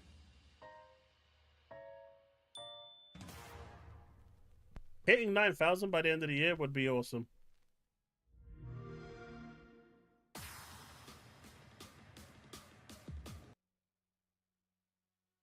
Man, I was supposed to be on Boom's stream this week. Turned out that I screwed up the time zones. We went back an hour and I ended up coming to his show right as it ended. GG's to me, man. GG's. Ugh.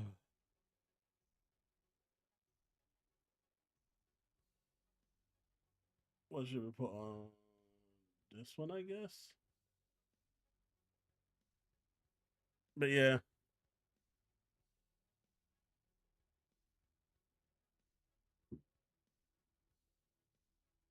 Stream is degrading the quality that is. Yeah.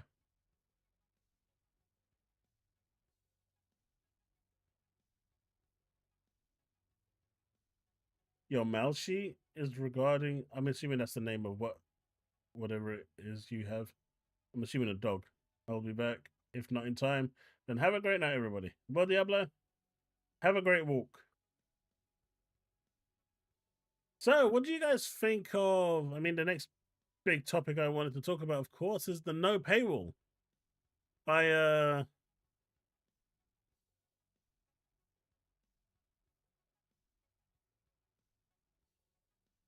Pacific Drive is on Game Pass, yeah. What do you guys think of the no paywall for Xbox Live?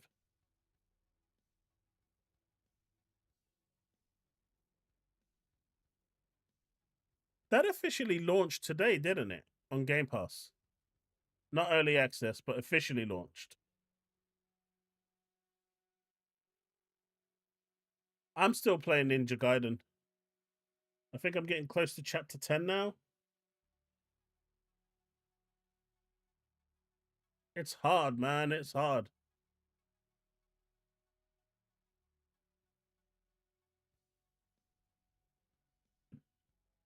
But my free-to-play games are keeping me busy.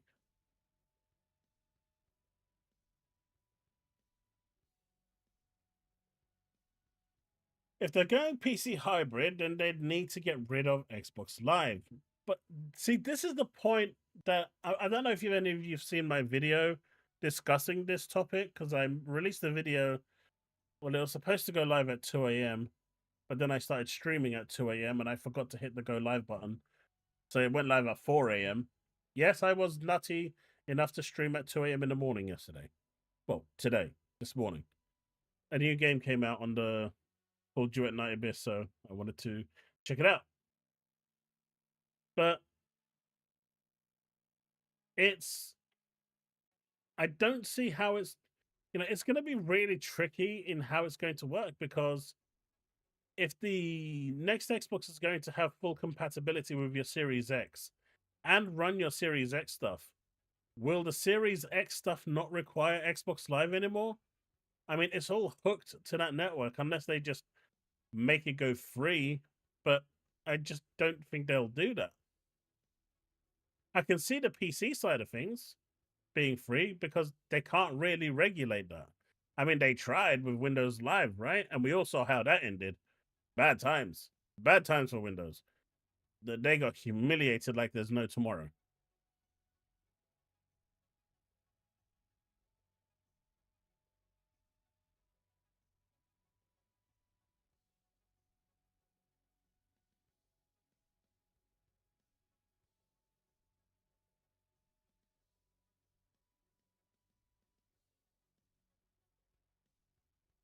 I don't see them doing both. They're not going to drop the price. That's obvious. I don't see them dropping the price. I mean, they should, but they're not. Right? People don't normally reduce prices for these things. And maybe they were seeing with some foresight that this is going to happen. So they've decided that upping the price now is going to kind of balance it out when Xbox Live disappears. But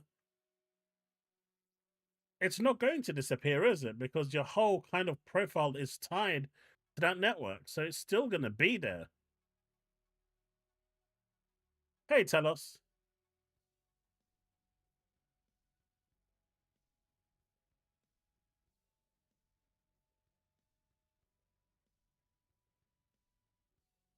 It's an interesting one because they turned around and have just done a restructuring. And it almost feels like they didn't really think about this at all while they were restructuring. There was probably that one guy in the corner going, hey guys, I know you're doing all this restructuring right now, but ain't we doing this in like a year's time? And they're like, look, dude, just be quiet. You don't know what you're talking about. And then they got the restructuring in place and they're like, oh, that's what he was talking about. Hey, Calandros. I think they're going to have two versions. One will be for the PC hybrid and one will be for the regular Xbox Series. But then if you are on the Xbox hybrid and you are playing the Xbox Series X version of, say, I don't know, Call of Duty, and I'm on the Xbox Series X and I'm playing the version of Call of Duty, why should I pay for play on the Xbox 360 and you not pay when you're playing the Xbox 360 version?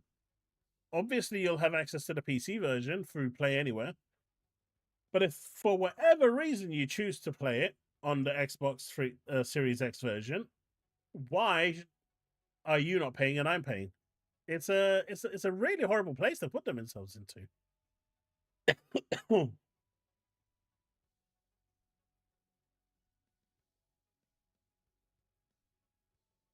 I mean, this is the other thing I mentioned in my video, right?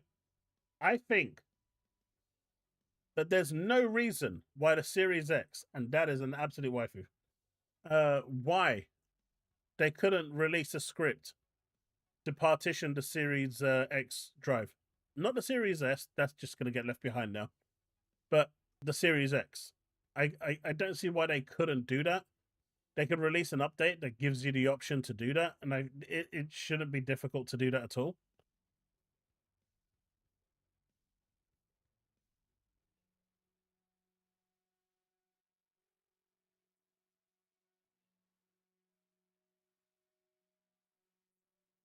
You know what, James? That's a valid point. That's a very valid point. That's a very valid point. Because at that point, honestly, they wouldn't even need the essentials, right? That essentials one that they've got in there, there'd be no reason for that to exist. Realistically, what they should have done with the restructuring is had a PC, console, and Ultimate, which just combines them. And then for PC and console, you can add on a cloud bolt-on if you want to for a few bucks extra a month if you wanted to. But Ultimate kind of gives you everything at the highest price.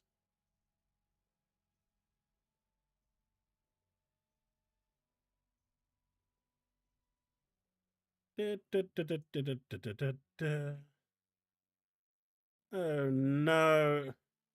Oh no.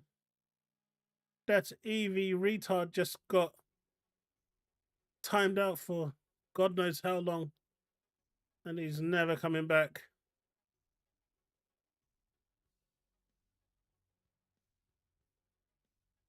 Oh well. He had his moment. He had his moment. Oh no, I just timed him out for ever. He won't even be in the channel again. I've got no time for idiots like that, man.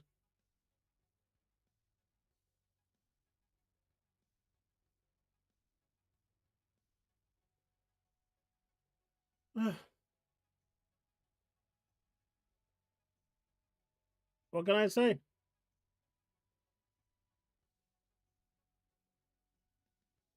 Bellends everywhere.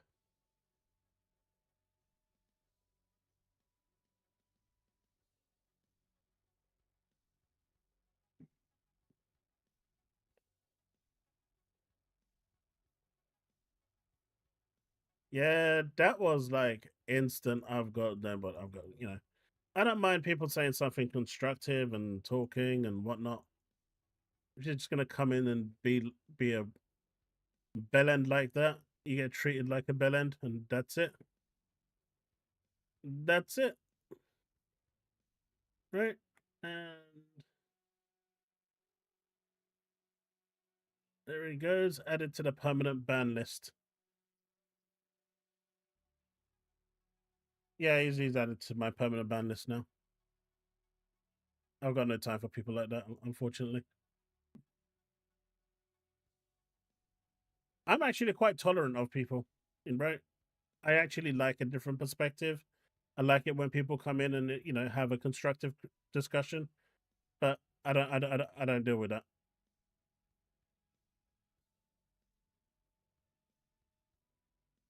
And you guys know I'm tolerant.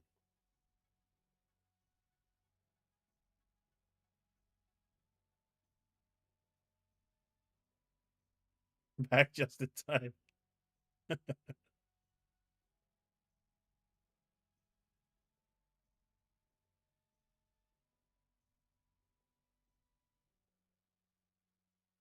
Because I like having discussions, right? But anyway, as we were, I think they should have done that. But now, the way they've done it with this whole structuring, it's going to be interesting. Are they going to completely just obliterate it entirely? I mean, I think they should. Having it only for the Series X and not for the next Xbox doesn't make much sense. I think they're going to have to, which means they're going to have to restructure again, right? They've only just restructured, so they're going to have to do it all over again. So what are they going to call it now? Also, if you haven't noticed, if you go and try and find PC Game Pass over at the Xbox store, they've hidden that really deep.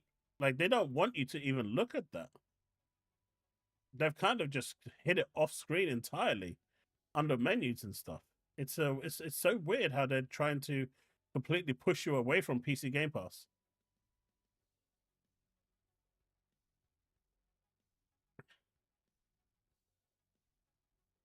Brick, you just came in and just started being an ass straight out the bat.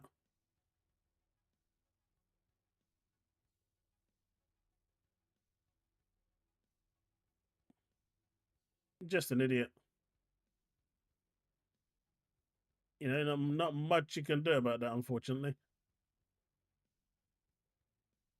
£50 Game Pass next? Nah. I think if they try to do that, they're pushing it. They're pushing what's a. I know. No, I don't think that. I can't see it,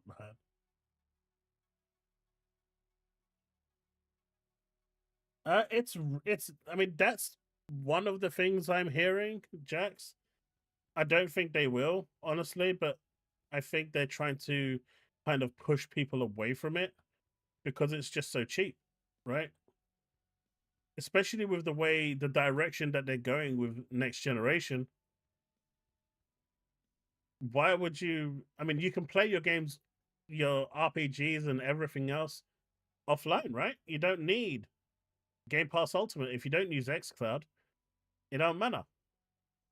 If you're subscribed to GeForce Now, you don't need xCloud anyway. that's something completely different. But through PC Game Pass, you can use GeForce now.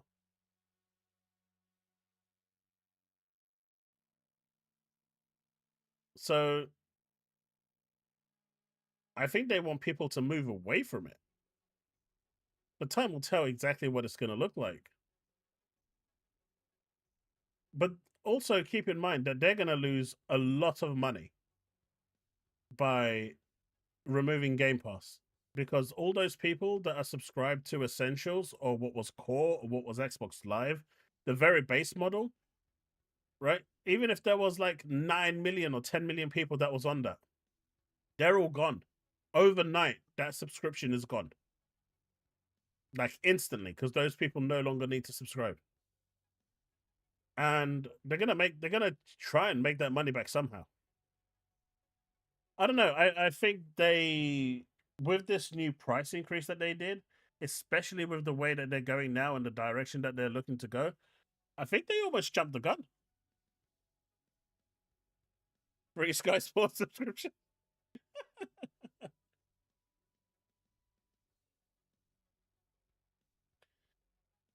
She didn't confirm much, Woodpit. Oh, the only thing that she said that was of any value was that the next Xbox is going to be a high-end, premium, curative console. That's it.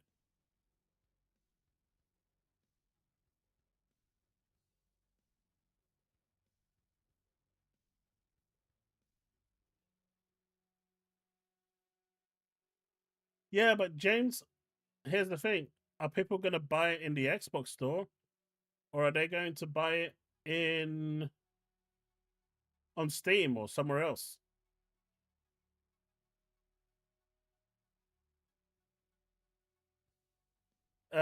Big Mad, I don't see them putting the price down. As much as I want to agree with you, and I hope that that is the direction they go in, like I genuinely wish that they would do that. I don't see them putting the price down. If anything, I see them going the complete opposite route and restructuring Game Pass again. But at that point, it's going to start to get silly. How many times can you restructure a service before people start questioning what is going? I mean, they're already questioning anyway, but do you know what I mean?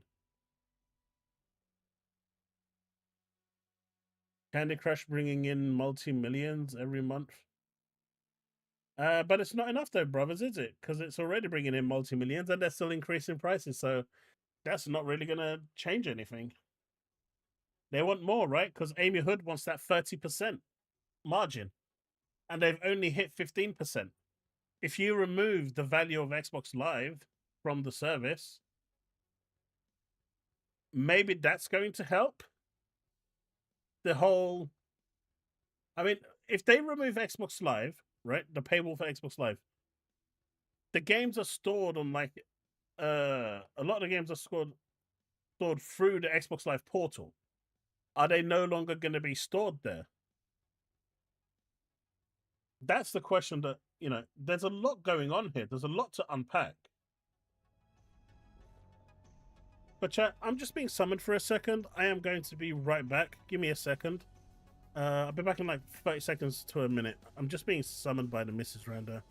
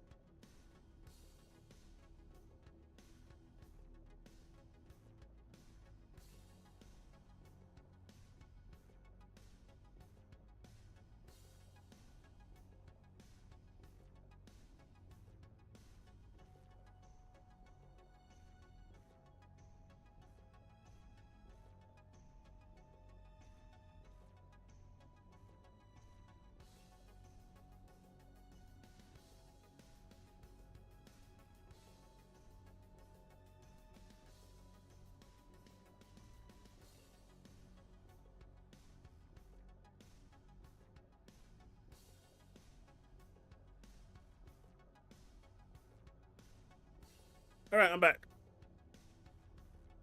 Gilly! The summon didn't go well? What summon didn't go well? Hey, I got Nefer in Genshin Impact. My summoning went really well this time.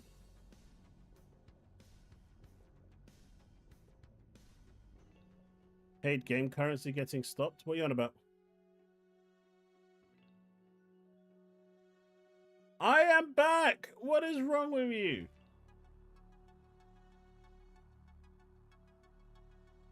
There is audio.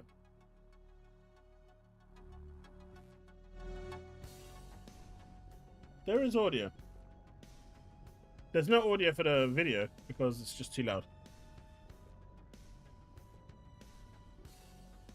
But yeah, so, and hi Rachie, how you doing, buddy?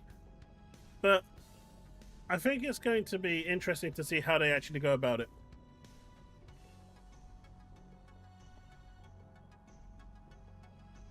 Oh, they have, Darren. It's been in playtest for about a month now.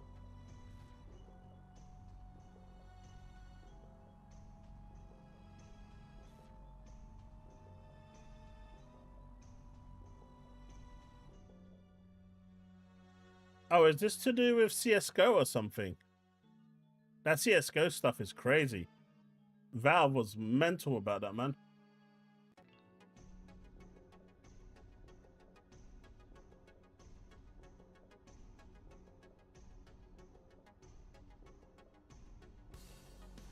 Well, Reggie, if you want to see any content on that, my other channel, which generally focuses on the gacha side and sort of gaming,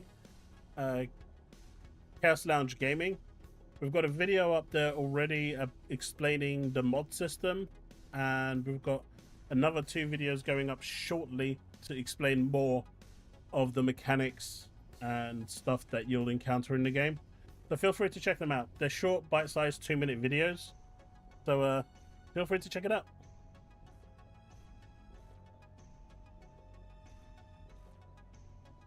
I mean, they're very different games, Devastator.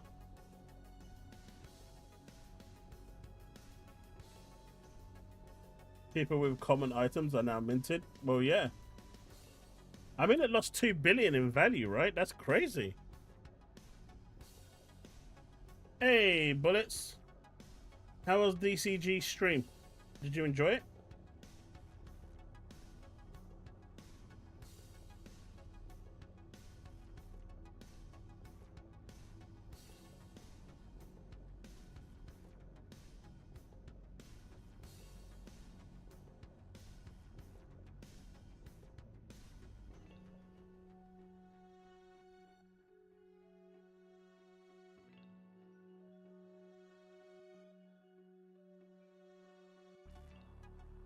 Yeah, no one's buying that, Bullets. No one's buying that.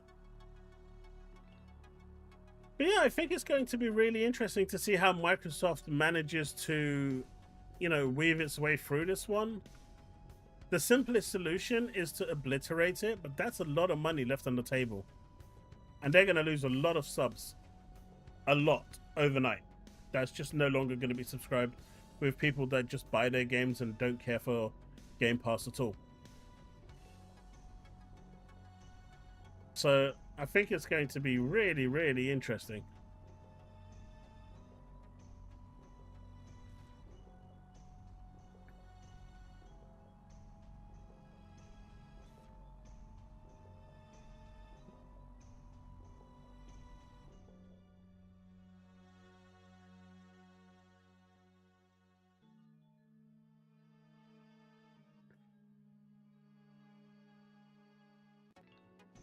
We did, man. We did.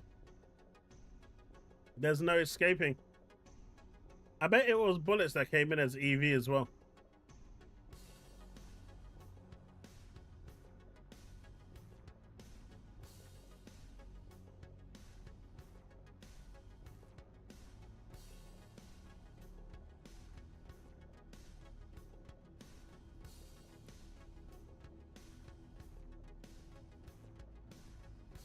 I mean, regardless of what the Valve Steam box is going to be sold for, the fact that it can't play every game is a problem. it can't play everything. Anything with easy anti-cheat will. There are some workarounds for it, but the average person is not going to know that. I know he's not denying it. So to me, you're essentially buying a system that can't play everything. That's the problem with Linux. You need access to kernel 0, and they're not, you know, Valve is working on ways to get around that, and they're doing work. They are doing some good work on it, but it's not perfect. And like, I know you can use Proton and stuff like that to also try and get around it, but publishers like Destiny, you know, Bungie, they ban you if you play Destiny 2 on it. Or did anyway, on the Steam Deck.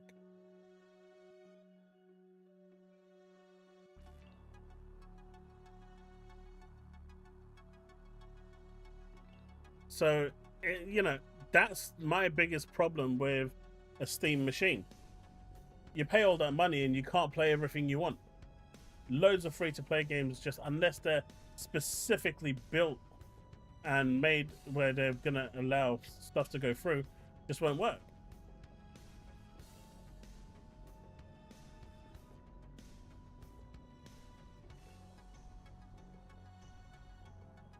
It's taken years just to get Genshin Impact working on there,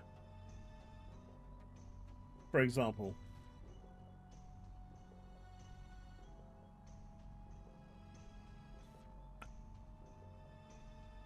I mean, I agree, Telos. Now, I agree. 20 years ago, me didn't. But family man me now agrees that having one that, you know, has them all is just way more lucrative.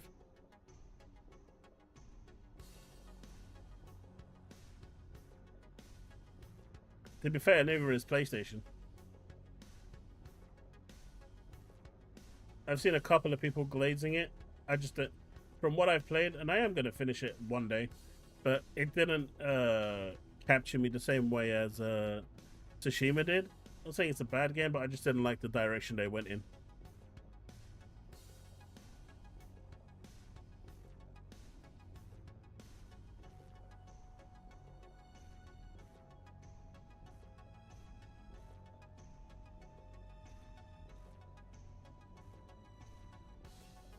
I mean, Susano, the chances of that happening are so limited. The reason why people don't like you accessing kernel 0, because that's the root of your PC. People can do really, really nasty stuff if they've got access to that. And that's really the reason why they don't. So for me, Linux isn't the answer. They're not there yet.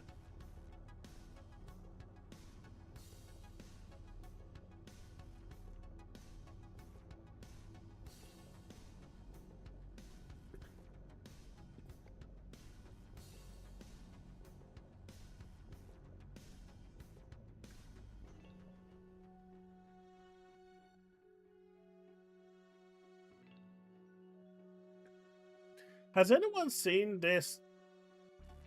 these music labels now? My Mixtapes, you got Daily Loud. They've all basically been talking about the same thing, all pricing it at 1,200. They're all literally posting almost verbatim, word for word, the same thing. I mean, it must be used by the same account. There's like 5 or 6 of them. When did the music industry care about gaming?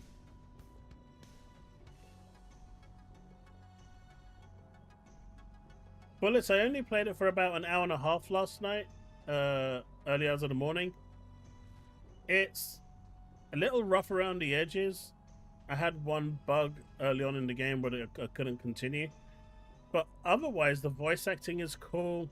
But I didn't really get to any of the mechanics. My son has 2 accounts at the moment. One where he's blitzing through to unlock everything so he can make videos on it on my other channel, which he's doing to explain stuff to people. But overall, it looks okay. It's not a gacha game, to be clear. It is a Warframe style game, but it's cool nonetheless.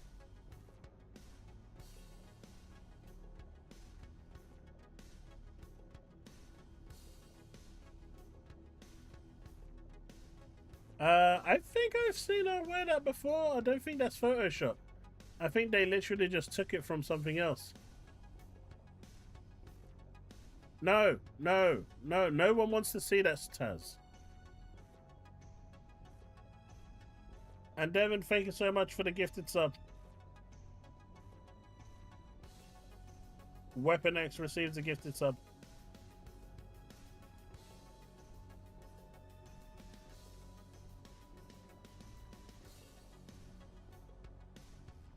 Yeah, but come on. These music labels are not coming out of nowhere and trying to act all high and mighty. I guess all the other crap that was going on has finally been. Also, is it true that Colt Eastwood jumped ship to PlayStation?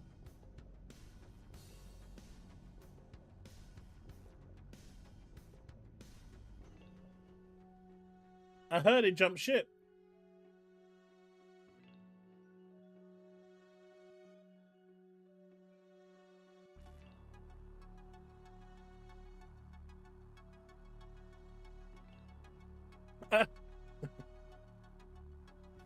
I've been seeing it around today. Steve's going to be really disappointed that his favorite YouTuber finally has deserted him.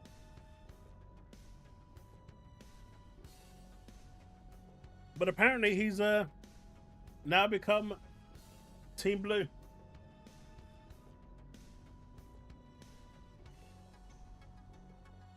AGS?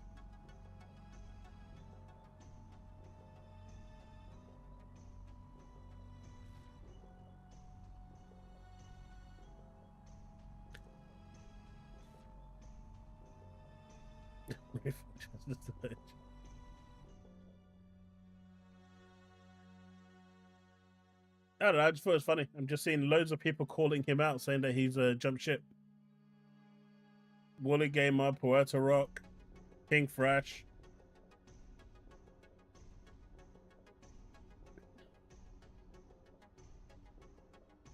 Why does Amazon Game Studios need new management?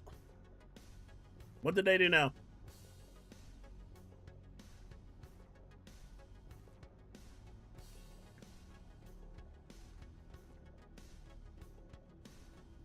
So yeah, we went off topic a little bit before I move on to the next topic. The free paywall thing. What's everyone's view on how it's going to play out? I'm just interested to hear people's views and seeing how it's going to play out, and we'll revisit it in due course and see who was right. Obviously, I'm going to be right, but you know, it's nice to get you guys involved as well, you know?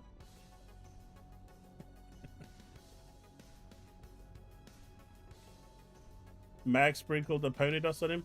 Man, Mag has been the biggest pony of them all the time. There was no hiding that.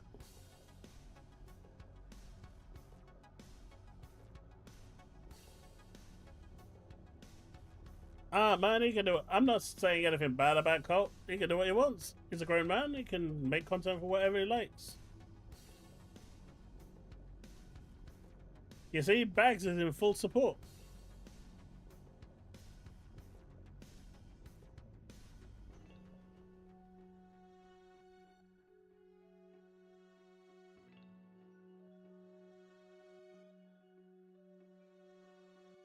What do you mean, Dad debacle? What do you mean? I mean, last I heard, Mag had personal problems with family, so he wasn't there for a number of weeks. They had a... Did they have a spat?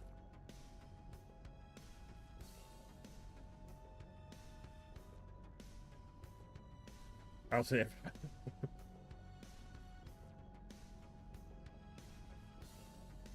Devin, you're the #1 pony, mate. There's a... You will forever be the #1.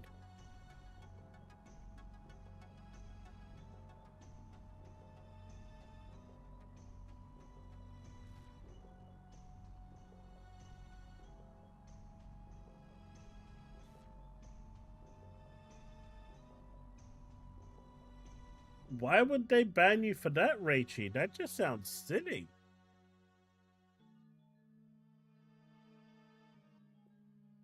That's good to hear, Woodpit. Chili, you're the second greatest pony.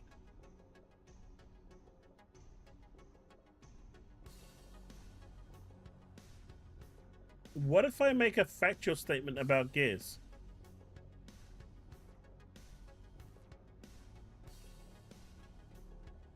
Like Carmine is going to have his own dedicated game.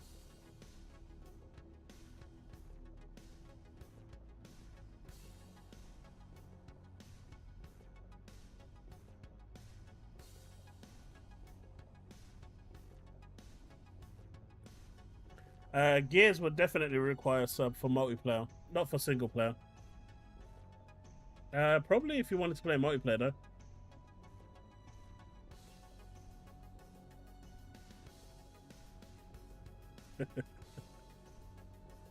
though. I guess I need to move now. I need to move far, far away.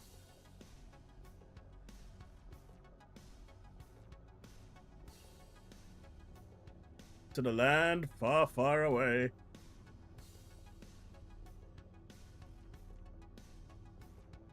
Halo Combat Evolved or Campaign Evolved. So the biggest after Mooch allowed guests to yeah, we discussed that earlier in the stream, dude. I'm pretty much done with that. It's disgusting. But Sprint has become a really big thing. A lot of people are losing their mind that the new Campaign Evolved has a sprint and looks shinier and has textures. Am I the only one that's confused here about this? Why is there a big drama about... Okay, I don't get it.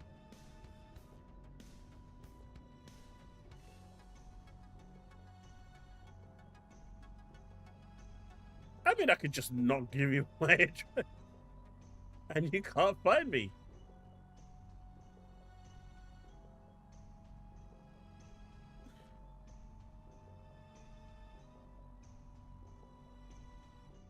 Yeah, but you can actually disable the sprint entirely. You don't have to use it. So what's the problem?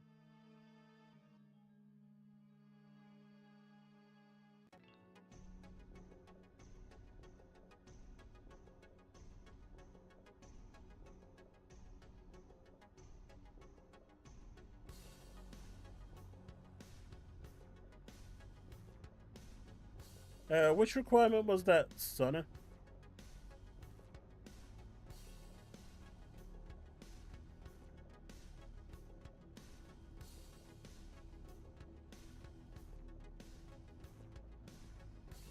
It's made by Xbox. That's a valid response.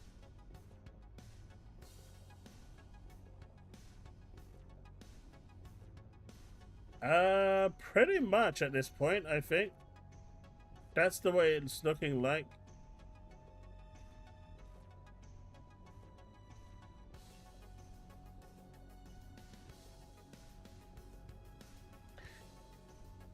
Yeah, but if they said it was going to be a Combat Evolved remake, I get it, but it says Campaign Evolved, which means that the campaign has changed. I mean, it's literally in the name. And anyway, if you want to play the original, you got the original Halo, you got the Master Chief Collection, you got the remastered version. They've released like 3 versions of that game already. It's starting to rival The Last of Us. There are multiple ways you can go and play that game, and the remastered version actually looks really damn good. So just go play that. I don't see the problem here. If people want the original experience, it's there. They can go and play it today. This is like a reimagining of the campaign. So there's like, it's like new for everyone, including 3 new missions, which I'm hoping actually bridges where you kind of took off from Reach and landed on the where Halo starts.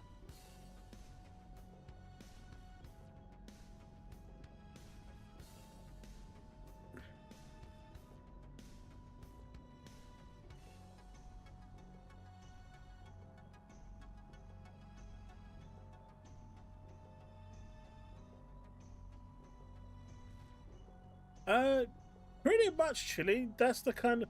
It's a reimagining, yeah. Without the spirits trying to tell you to correct. I shouldn't say too much. I'll stop there because people haven't played it. And they're waiting for January. Just ignore what I just said.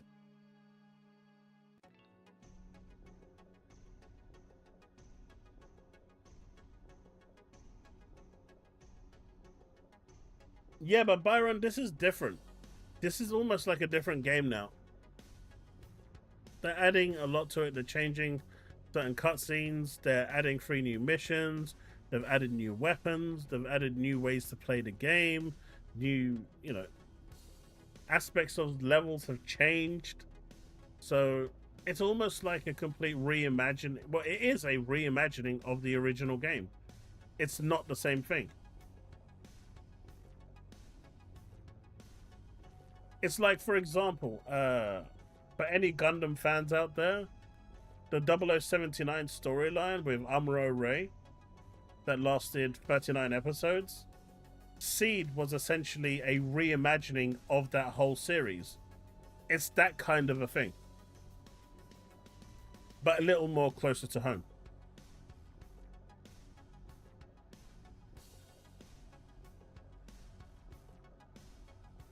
ODST was great.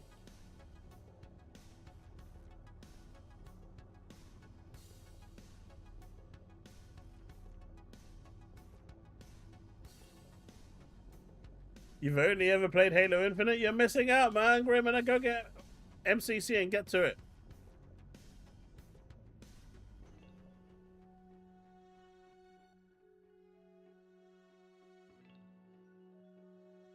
I just didn't understand why people were crying about it. It just didn't make any sense to me.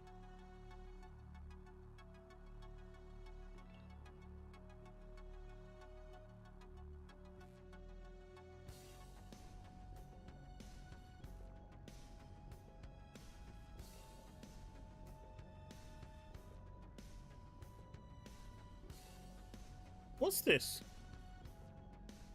We'll listen to this in a bit.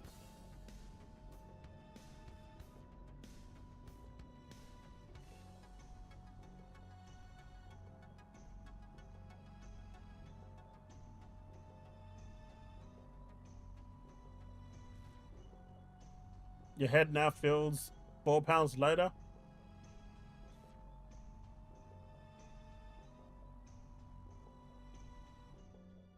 I don't know. I just didn't see the need to complain. I just don't get it. Right? You've got Ant-Man obviously coming out because he has to complain about everything. And I'm just so confused as to why the sprint feature, which can be disabled, is that big of a deal.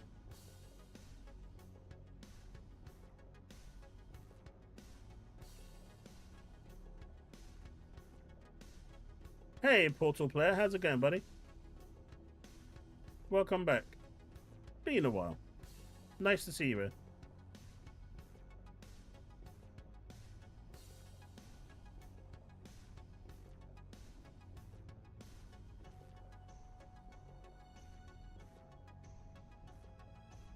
And that the battle passes were forever, right?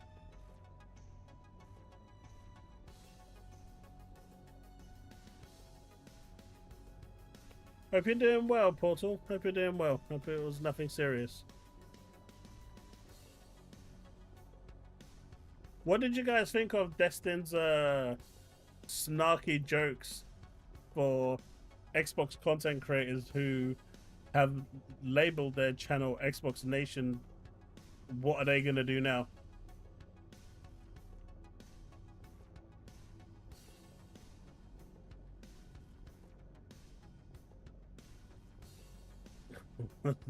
it was a bit it's a bit under the bar.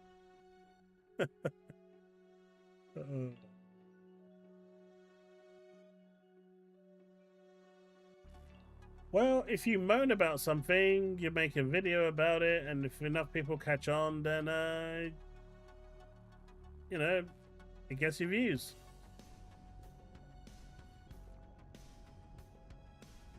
right?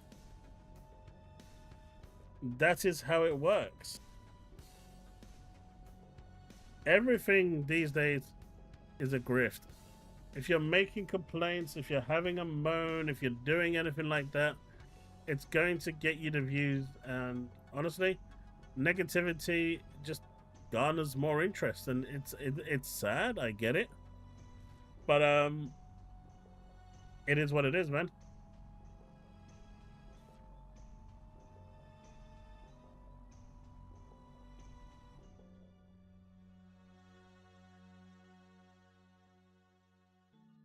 Oh, Bellula said EU wants to kill microtransactions.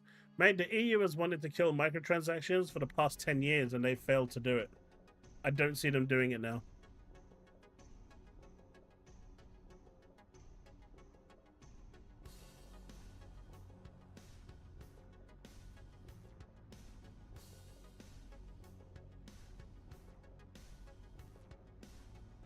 I don't know, Portal. I'm just going to become a Pokemon player and then just crap on every Pokemon and that's it. Or maybe I'll just go into Pac-Man.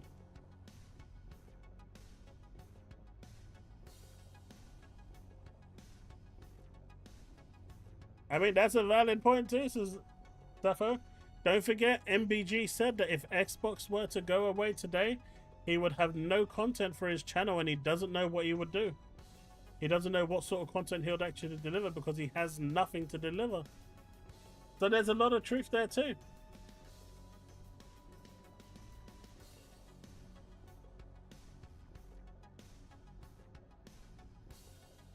Having power over companies is, you know, some power over them is good. Leaving them completely unregulated is a bad thing for consumers.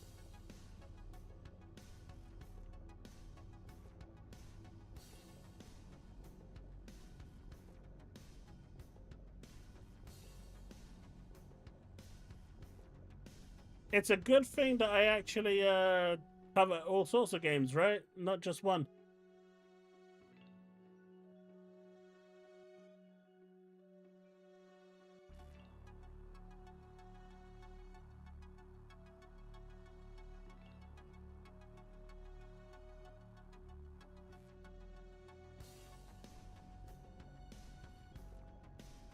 What, Bellula?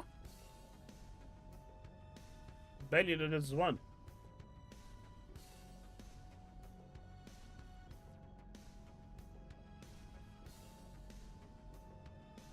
Jesse, it is the gift that keeps on giving. What's going on with 4? He'd have to play games on his gaming channel?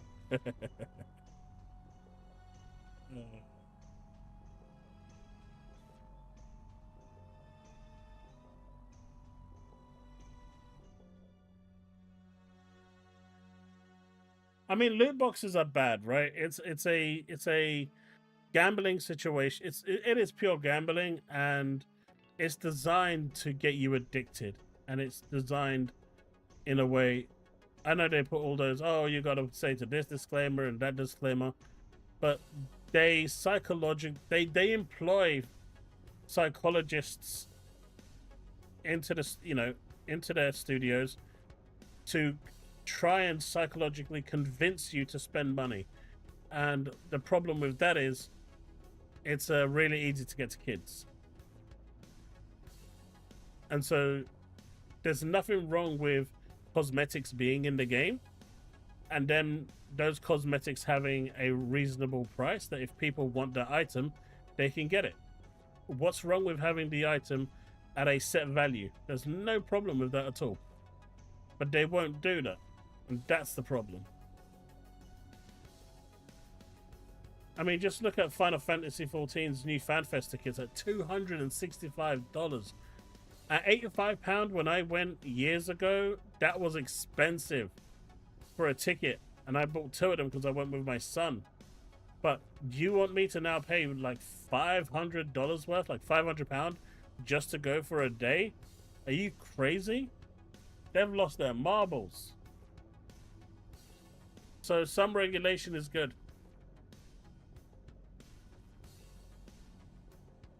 Raichi, which one did you go for? I was streaming Genshin on Monday. We pulled for Nefa. Damn, she looked good. And she came home. She came home!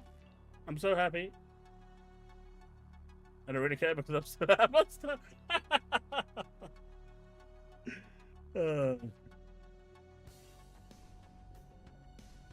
There's nothing wrong with paying £100 for blue. Wait, what? What's blue? I ain't paying £100 for the color blue? What do you think this is? And the reason, and you know, and Calandros can confirm, right, in chat right now, that the reason I went for Nefa is because she is green. The color of Xbox. That was my influencing factor, not that she looked absolutely amazing and total waifu, but it was the green that sold it. It was the green that sold it. He can confirm.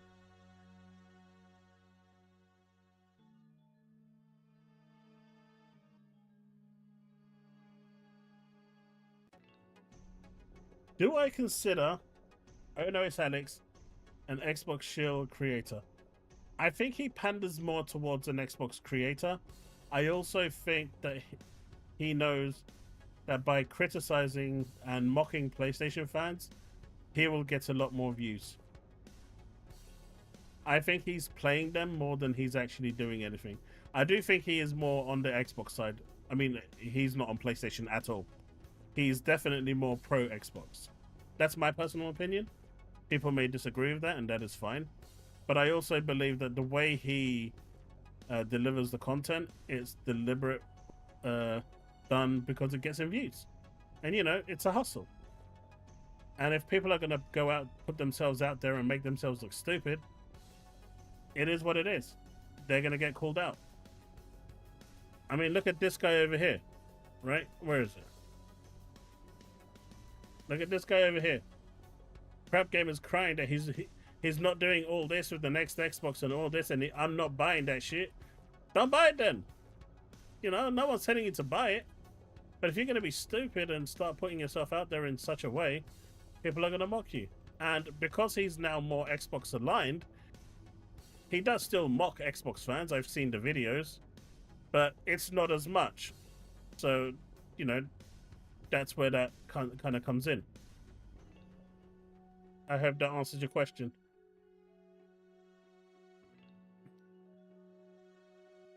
I mean, you've already got people on the PlayStation side comparing the cost of the Xbox ROG Ally X, which is a self-contained unit, portable, with a built-in screen, to the price of a box machine that has no screen, no generator, no nothing, is just a box. And they're thinking that that's a good comparison. When you make dumb statements like that, it's going to get you on his channel.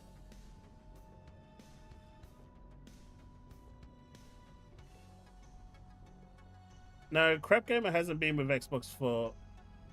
I mean, he was there originally, and then he went off the deep end, and now he's just a baby now. He just cries at everything now, unfortunately. And do you know why he cries?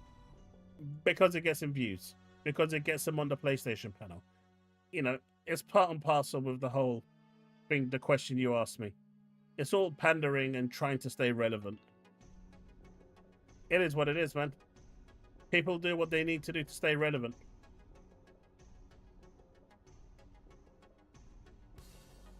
And people will say some of the most horrendous things to stay relevant as well, as we saw this week. Even just today.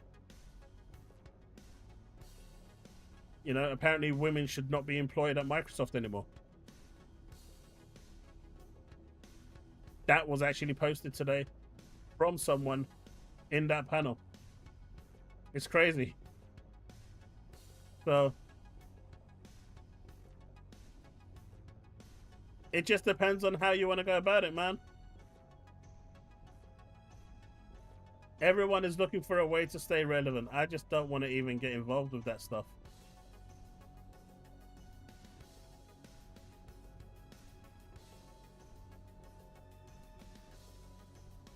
Oh, did P-Rock actually give him a talking to, Kenneth? That's good. That's good. See, what I like to do here on this channel, I like to talk things Xbox. I do dabble in PlayStation. I never said I hate PlayStation. Not once. And that is why Bags keeps calling me a pony. And why his deepest, darkest desire is for me to eventually become one. It's never going to happen, dude. Never going to happen. But I dabble in everything. And I will show respect to the software if it deserves it. I'm not going to crap on something just because it's on another platform. Right? Even if it is the Ouya. For God's sake, I was cheering for Stadia. Right? So that should tell you everything. I just like gaming. And I like talking about games. But I try to keep it strictly to what this channel is. And if, you know, I keep it 90% Xbox and 10% everything else. And I think that's a fair split. When you look at other channels, they don't do that. PlayStation channels in general keep it 99% Xbox or 99.9% Xbox, 0.1% PlayStation. Why is that?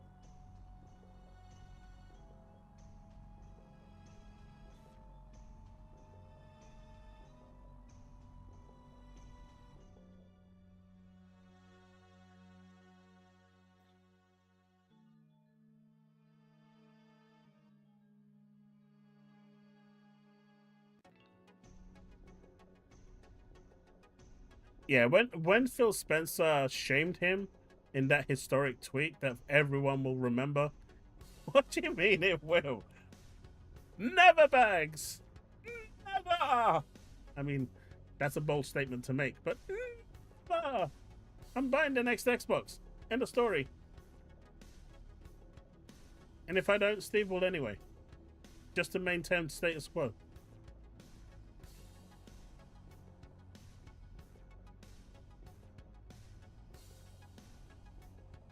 Right? After all, he knows where I live. There's got to be some benefits to that, right?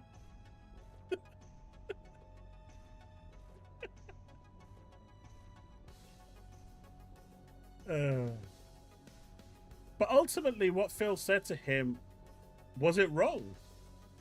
You're cancelling a pre-order for a game that's actually pretty good because someone on PC gets to play it? Like, that doesn't even make sense.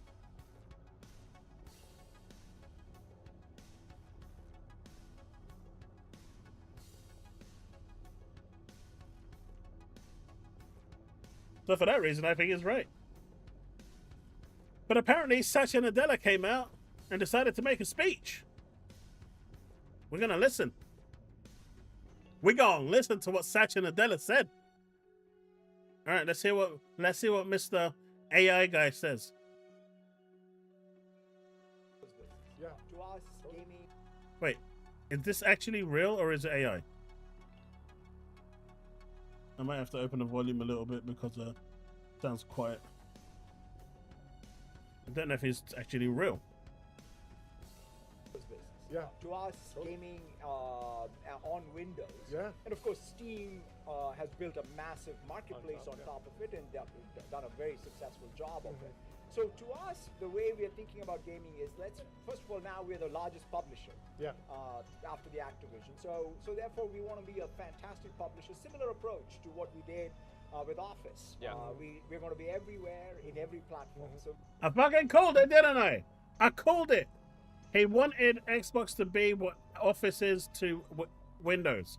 I fucking called it. I told you guys ages ago that is what his true aim was, because he said that as well in the FTC trial. I bloody knew it. We want to make sure, whether it's consoles, whether it's the PC, whether it's mobile, whether it's cloud gaming, we want to, or the TV. So we just want to make sure the games are being enjoyed by gamers everywhere. Yeah.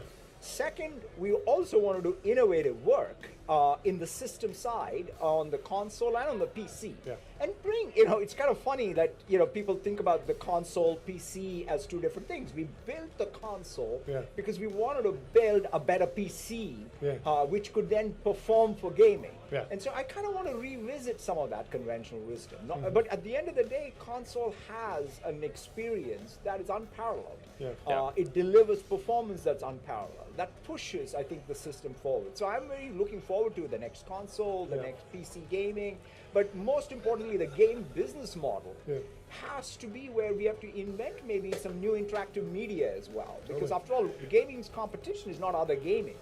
Gaming's competition is short-form video. Yeah. And so if we as an industry don't continue to innovate, both how we produce... Short-form video as in TikTok, by the way.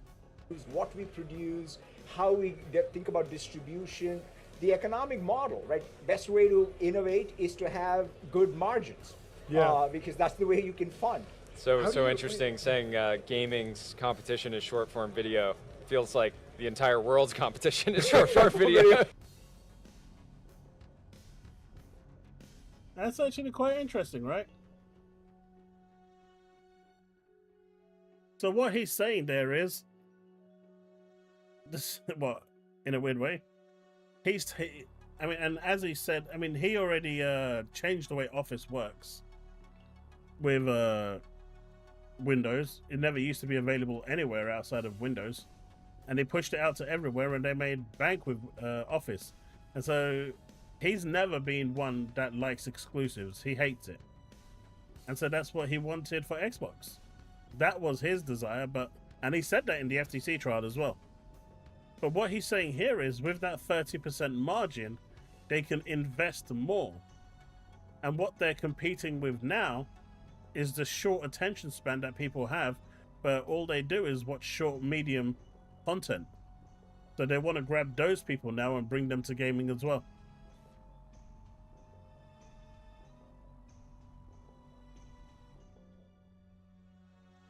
And so he doesn't want... I mean, Bill Gates' original vision was that he wanted Windows to always be the platform. And when they announced that they were going to go away from Windows, Bill Gates originally lost his mind. He didn't want it. He absolutely disagreed with it, which is why they built the original Xbox OG on the Windows 2000 kernel. But what Satya's saying here is, we've got the console and you've got a PC. Why do they have to be two separate things? Why can't they just be one? And so the original idea with building the Xbox Series X was to build it as close to a PC as humanly possible. And that is why the code kind of works. I mean, it's running on XGDK, which is what Windows, the Xbox PC app actually runs on. XGDK. They're running on the same development program, language. So it almost looks like this was in the plans from God knows how long with that one statement. They were looking at this and saying, he's literally just said, the Series X was built essentially as a PC. So what I was suggesting in my last video actually could work. They could release an update that allows you to partition the current Windows application once they've got it up and running on a big screen onto your thing, Series X. And your Series X could essentially be a mid to low end, rig that runs Steam on there as well. There's no reason why it can't. Outside of memory constraints, you'll need to buy a memory card. Or if you've got the Galaxy Edition, you should be okay. But that's kind of interesting, right?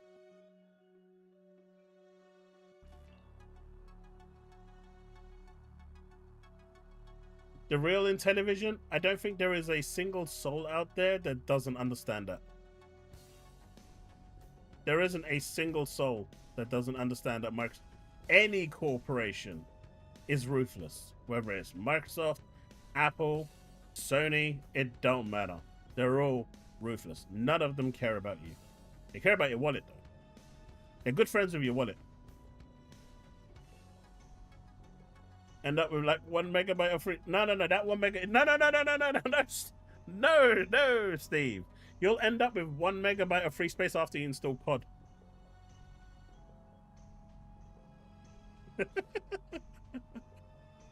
Install COD and that's it. Game over. Game done. Doo-doo.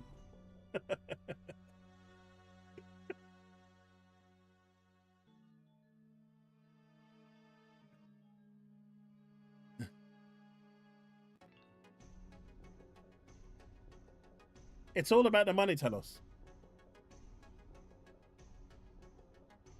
And what Sati is saying there, I mean, just listen to what he said, right? I'll open the volume again because it's really bad quality. I think it's about here. But at the end of the day, console has an experience that is unparalleled. When he's saying a console has experience that's unparalleled, it's the ease of use. You just go into a console, it boots up, the whole operating system is there, you click on a game, and the game starts. It delivers performance that's unparalleled. I mean, it delivers performance that's unparalleled at 30 FPS. Pushes, I think, the system forward. So I'm very looking forward to the next console, the next PC gaming, but most importantly, the game business model has to be where we have to invent maybe some new interactive media as well. Because after all, gaming's... When he's saying that they're going to create new interactive media, I think they're talking about smaller games. You know, games that are like 4 to 5 hours long, which I'm actually on board with as long as it's priced correctly. I'm actually on board with that. I actually don't mind smaller games thrown in. You know, have your big AAA game every once in a while, but also have those smaller games where people can just sit down and play through. I think that's actually a cool thing. Competition is not other gaming. Gaming's competition is short-form video. And what he's saying, that competition about short-form video, which goes back to Matt Booty's whole TikTok thing, it's attention. Where is that Xbox We reference? see as two different things. We built the console because we wanted to build a better PC. So the Series X was built as a PC anyway, and to be fair, it really is. It's kind of interesting. It looks like this, you know, they had this in motion from quite some time. Obviously, ABK had steamrolled it and pushed it ahead like exponentially, but it's interesting, right?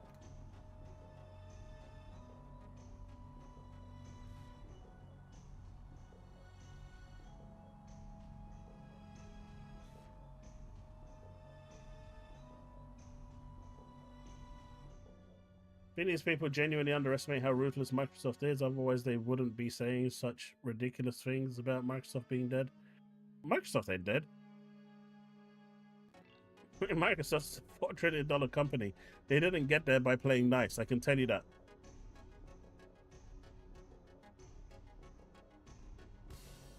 I'm not a professional race driver, neither am I. But I know about cars. I used to. You don't have to be a gamer to know about games. It was Sean Layden that talked about TikTok, right? He was basically saying that more people are looking at short form content now than they are with long form content. And that is true. Like, I never used to even touch shorts at all. I go through them all the time now. Spend like a good chunk of my day when I've got nothing to do.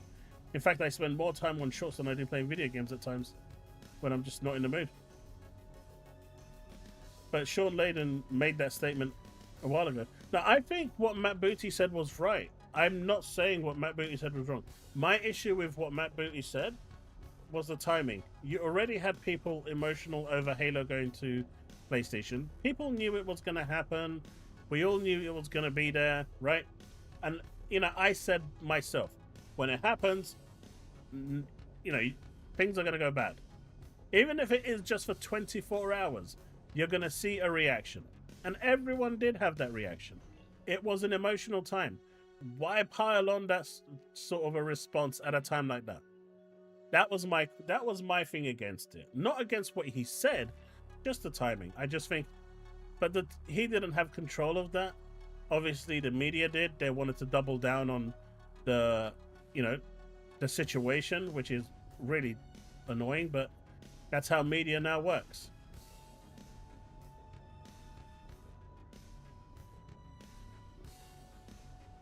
And that's why I never finish games? Well, not really.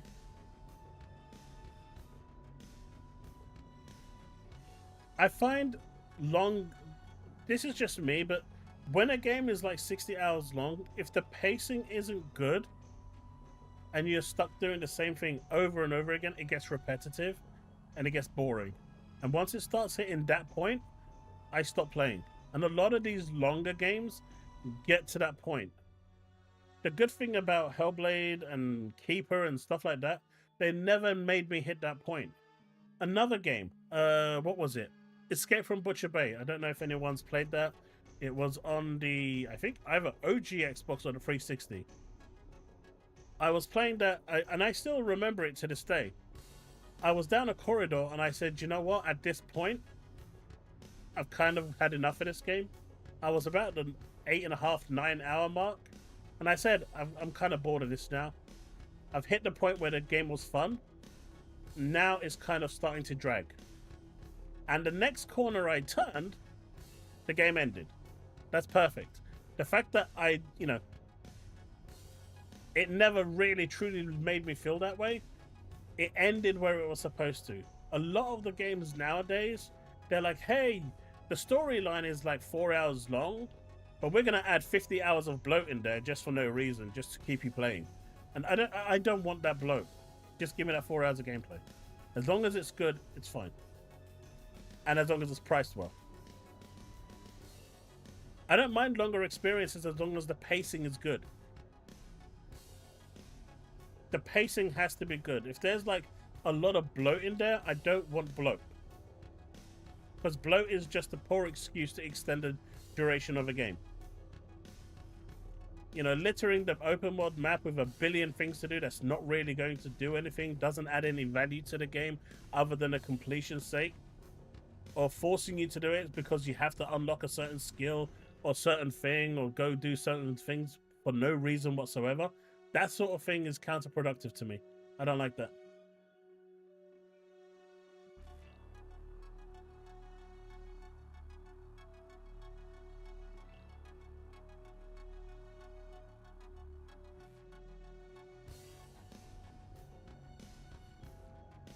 No, I get that, but then that's the problem with gaming, right? I spend that every time I go to the cinema for a 2-hour movie. Yeah, that's it, Brother Scrim. Don't overstay your welcome. That's the message. Don't overstay your welcome.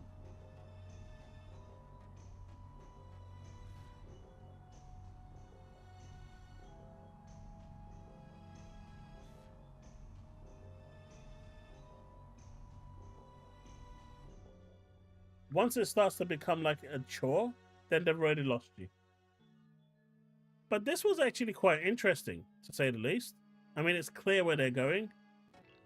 But hey, for all of you out there that said that, you know, Xbox won't have any exclusives, the next generation Xbox is going to have exclusives. They're going to have Word, PowerPoint, Excel, Teams. They're going to have Adobe Premiere, third-party exclusive. You don't know these things, man. I've got all the intel over here. I'm being told these things.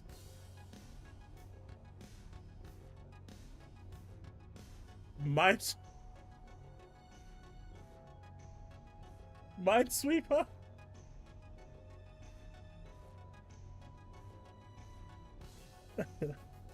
Oh, I'm just joking.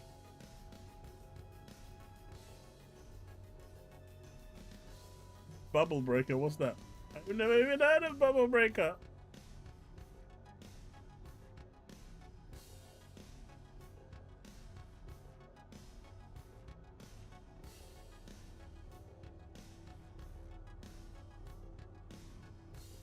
Trust me, bro.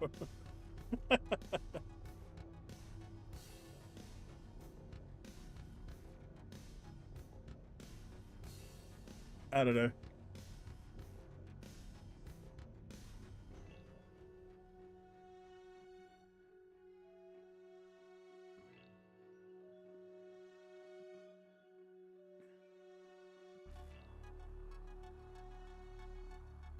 It's kind of like Jewel. Right. You know, I always wanted a Surface laptop. I never got one because they just weren't powerful enough for gaming. But I always loved the design of the Surface laptops. They were very well designed. I love the way that you could disconnect the screen as well.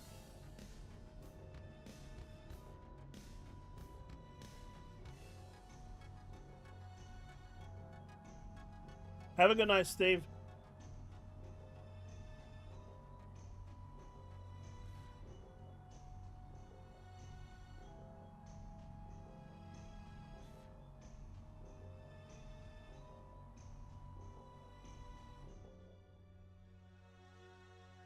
Amazon making significant cuts to its video game division as part of sweeping layoffs to eliminate more than 14,000 corporate jobs. Moving away from MMOs like New World and gutting its Irvine and San Diego development. Are we going to hear, like, are people going to complain now about this as well?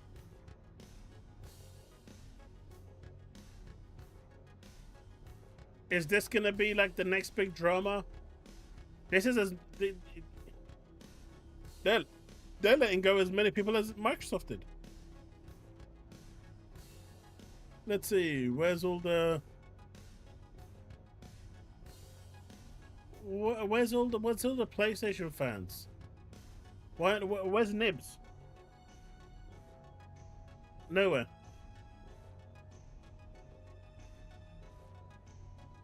So wait, so laying off 15,000 people only is a problem when Microsoft does it, but not when Amazon do it?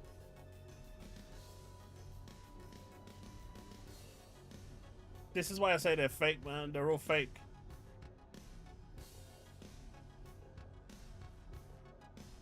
Portal? I'm with you. I'm 100% with you on that one. I mean, I feel bad for the people that lost their jobs, but hey, it happens, right? It happens in every tech job. Blue Protocol is not with Amazon anymore.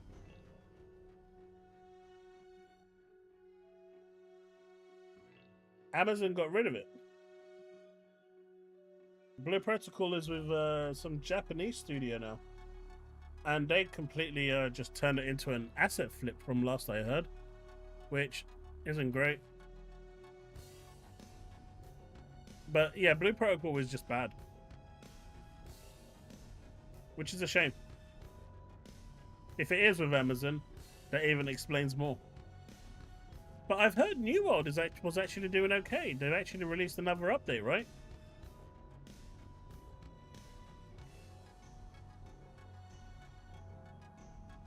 Well, here's the thing about Google, right? If Google actually persevered, I think Google would have had a really big standing within the cloud gaming space.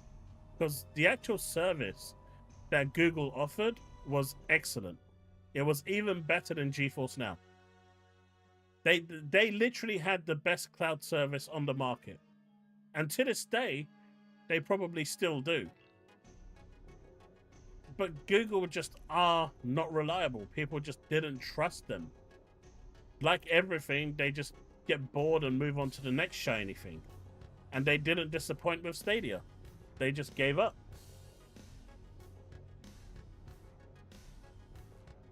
Like I said, I was using Stadia quite a lot.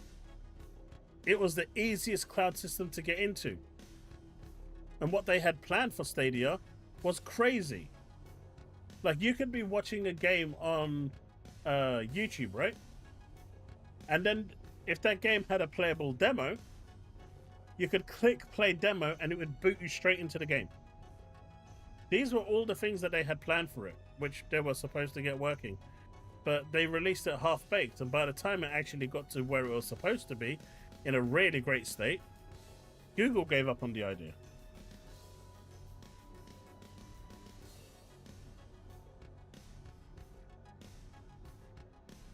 Nah, Google just got bored, Portal. That was their problem. It was fun when they first wanted to go into it, and then they got bored and said, nah, it's alright, we want to try something different now. They should have just stuck with it. right now they would have had all the Xbox games on their platform as well. All the ABK games, the works.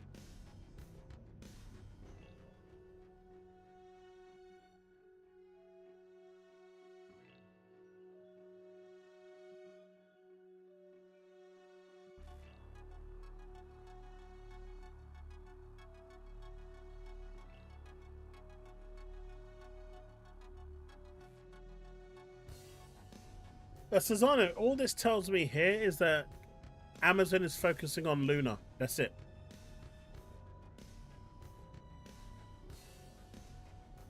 They've given up on making games and they're going down to Luna. They're wanting to support Luna,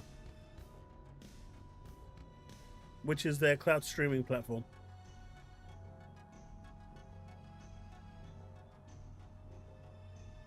That is where OD came from, yes. Google said that it was not, they didn't believe in the game and it was going to be trash. And so Microsoft Phil stepped in and said, we'll take it. There is a game that they did release exclusively on Stadia that's now available on other platforms. I will show you.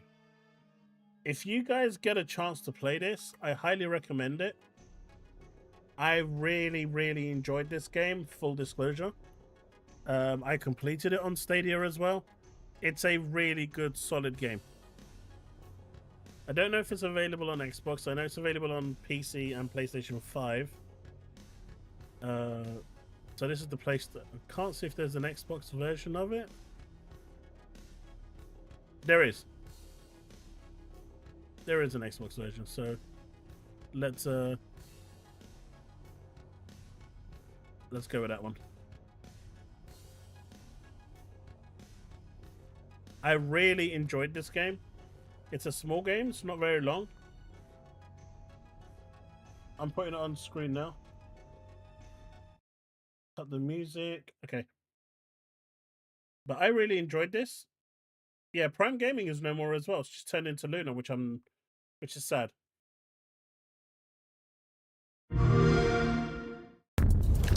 Hey, Sally! You still looking for your cousin? What'd you do to her?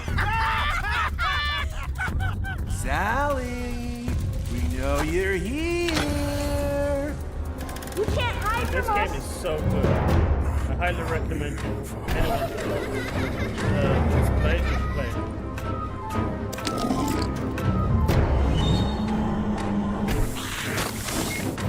There's still a chance for you to make things right, Sally. You must find Emily. She is the key to ending this nightmare.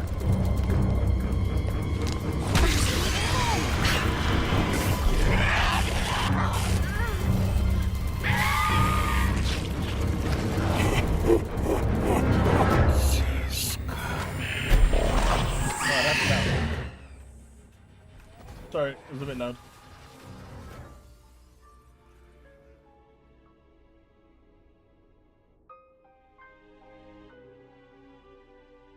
So it is available on Xbox, and it has multiple endings. The ending at the end, you can kind of load the final save, and it's you basically get a choice at the end of the game on what you want to do. You pick one choice, you see the ending, load your save up, pick the second choice, and you see the ending. It is a really, really good game. I highly recommend it. I absolutely love this game. Tequila Works did a great job. And this was exclusive to Stadia as well. This showed Tequila Studios, I think, was a first party studio for them. After they split, they kind of went their own way and started releasing this game anywhere else.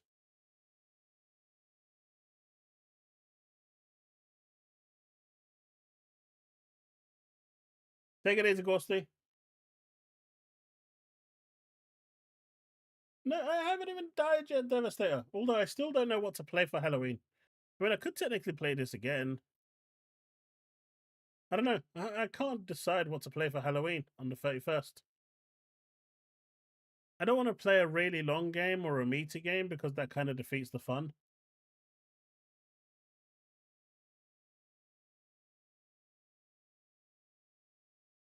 But yeah, good stuff with this one. Good stuff. Guilt, highly recommended.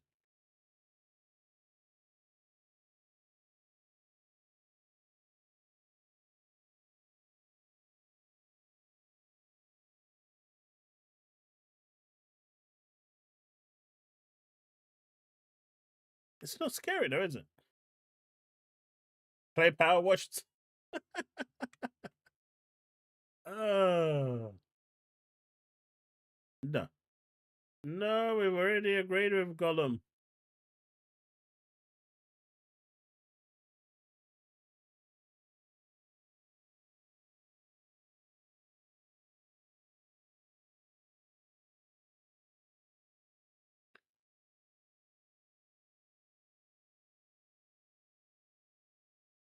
Oh, New World has a an update to New World. As New World recognizes its 4th anniversary since launching on PC, we reflect on an incredible journey shaped by our dedicated player community. It's been 4 years. Your feedback, passion have been instrumental in evolving Aeternum into the world it is today, and our team is deeply grateful for this shared adventure. After 4 years of steady content updates and a major new console release, we've reached a point where it is no longer sustainable to continue supporting the game with new content updates. The recently launched Season 10 and Night Haven update will serve as the final content release for New World on PC and consoles. It is only after much consideration that we've reached this decision. To thank you, the New World community, for your support over the years. We have made the Night Haven release available to you for free. To ensure all New World players can experience this content, we also made Rise of the Angry Earth free for all PC players. In the coming months, we will provide more details on what to expect and other essential information. Rest assured, our intention is to keep the servers operating through 2026, so you got another year, allowing our community time to continue their adventures in Aeternum. Additionally, New World Aeternum will be downloadable for PlayStation Plus members, Extra and Premium. Players of Aeternum, your dedication and enthusiasm have made this New World adventure an unforgettable journey. We're deeply grateful for every moment you've spent helping build this extraordinary world alongside us. It has been an honor to share Aeternum with you. Thank you for helping make this game something truly special. They're going to provide a minimum of 6 months' notice before they shut the servers down.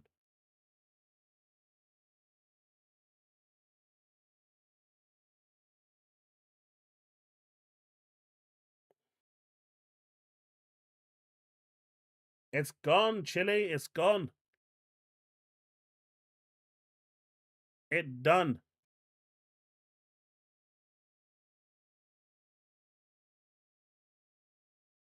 I mean, I think they should just sell it to another developer so they can continue going if someone wanted to buy it. I think they should just put it on the market. I never understand why that's not your first option. Put it on the market, the whole development studio, and just let it go. Let someone else buy it if they want to buy it. Like, why would you not do that?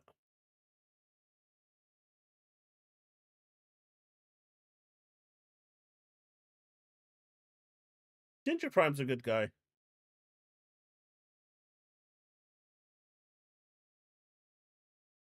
He does get heckled a lot for that video with Phil Spencer, but a lot of people also don't get the context of why he reacted that way. He's a good guy.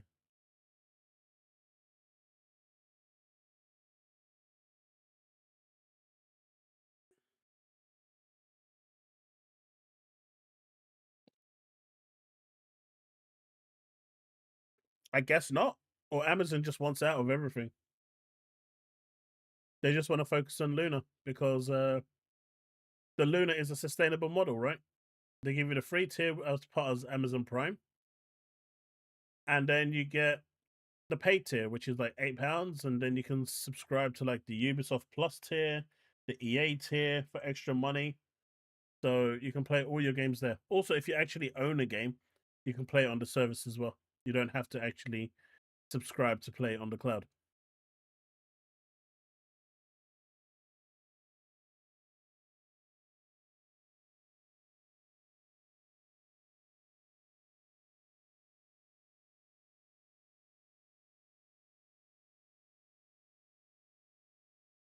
But they needed people to buy the cosmetics. And in one sense, this is why loot boxes, are important because they fund them. But the way I see it, make content available that you want that people want to buy.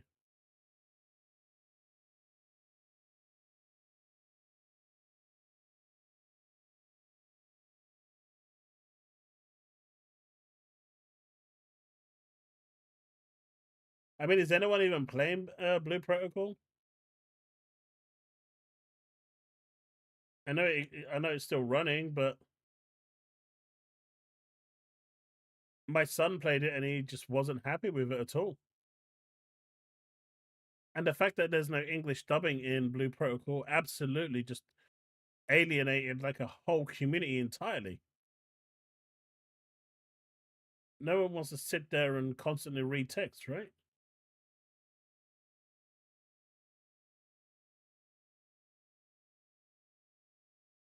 They did.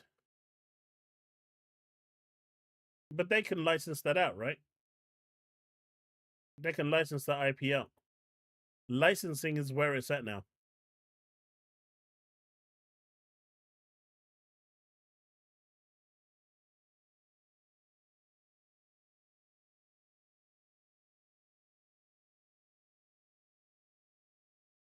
But yeah, Microsoft is just looking at the bigger picture now. They want to make the platform really sustainable. That 30% margin will allow them to invest more and do more. And I think they're just tired of not having those margins. I mean, look at it. This year is where they really truly pushed the multi-plat strategy, and they had a 14% milestone to hit for the year. And they've already hit 15% a month ago. I think it's now, maybe like 3 weeks ago. And that's with the console just losing money every quarter. So you can imagine how much more they would have actually been ahead had that not happened.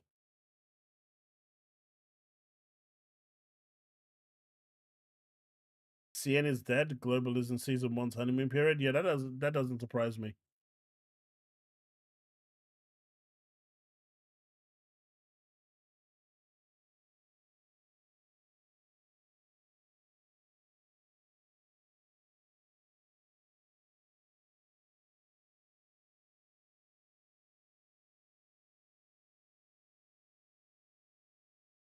But I really am, excited to see what the next Xbox is going to look like, what it's going to be. I do feel like they're going to continue with the handhelds in the way they are. I know people were talking. I know Jez was saying that. I think it was Jez that said that they're still looking at the Xbox handheld. I think they've missed that boat already. I think they should just scrap the idea and move on. If they decide to go around now and do that, I think they're going to get such heated backlash. It's going to be crazy. I think they missed that boat. What they should do now is engineer it towards the next Xbox, which is what they've done with the Xbox Ally X, and go that way.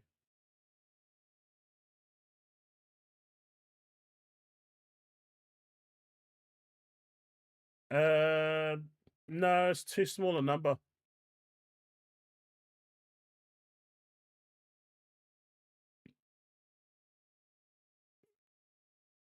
Don't forget, PlayStation technically runs on Linux. It's a modified version of Linux all the same, but it is Linux. And that still didn't make any difference.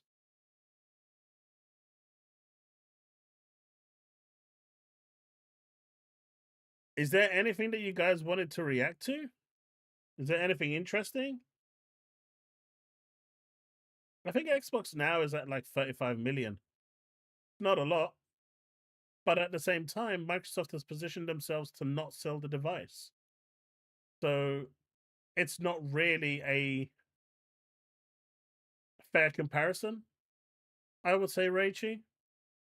If you turn around and your main promotion is you don't need an Xbox to play Xbox, and you constantly drill that to people, you also make your previous console, the Xbox One, able to play all the Xbox Series S and X games that are on, through Game Pass Cloud. which stopped loads of people from upgrading from the Xbox One. You kind of, the fact that they sold so little was almost intentional. They created that void. They created that system where buying a Series X is pointless. You don't need it, right? They made that happen themselves. They drilled it and pushed that kind of campaign out all by themselves. So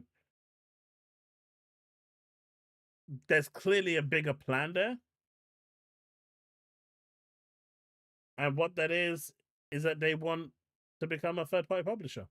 But they also want, teeth in the game in terms of hardware. And so for those that are enthusiasts that still want that home console experience, they're going to provide that for you at a cost.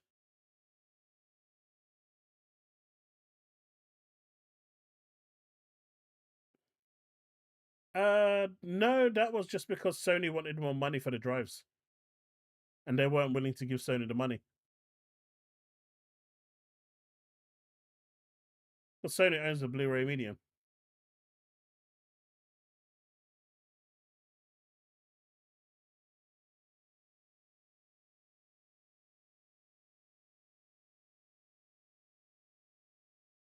But yeah, Byron, what video was it that you were talking about?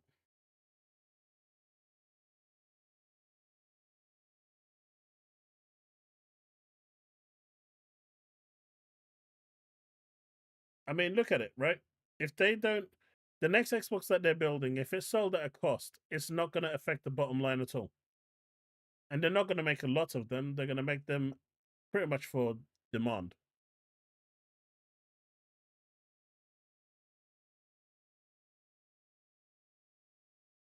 So I think the way they're going, they kind of wanted this situation. They created this situation, and they're not looking to fix the situation because in their eyes, they don't need to. So the whole market share thing doesn't really apply. I mean, look at it this way. Next generation, are these third-party publishers going to make games for the Series X? Or are they just going to make it for Windows? For Steam. Because it will just play on the next generation Xbox without a problem. It doesn't need to be there. It doesn't need to be on the Series X.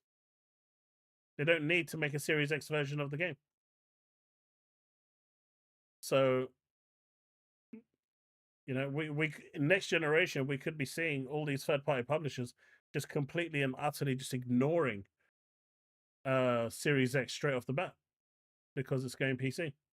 I still think there'll be like a year of a transition, but it's going to stop a lot sooner than this generation did because they don't need to.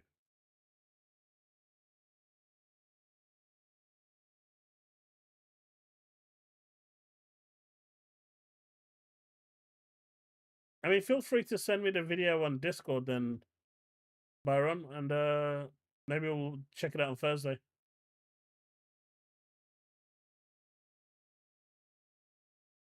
But you've also got to consider that, right? Like, at what point are these third-party studios going to stop supporting the Series X and S? Now that all their games, as a third-party publisher, why do I take on that aspect of making, adding cost to my development when there's no need? I honestly think that the backwards compatibility of the old Xbox and, the previous generations is literally there just for the sake of it. It's just to say, hey, look, we still want you to have your catalog while we're making this transition. So, yes, you've now got a shiny new gaming console PC hybrid. You're bringing all of your collection with you, so there's no reason for you to complain. But does anyone in chat, can you show an incentive to actually, let's say, release, if you started making a game today, to release it on and support the Series X rather than just having it on the Windows platform? I mean, 30 million customers is still 30 million customers, right? But still, it's a difficult one, right? It's a difficult one.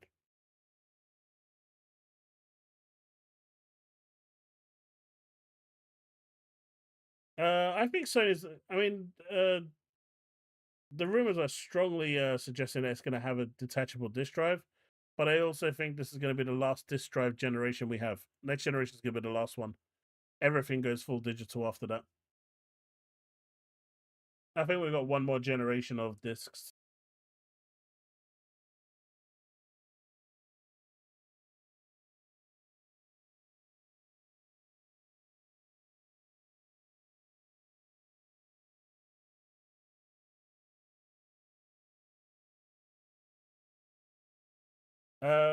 What doom? I'm doom and glooming. I'm not doom and glooming. I'm just talking about what we're doing, where we're going. Come on, where's all this doom and gloom coming from?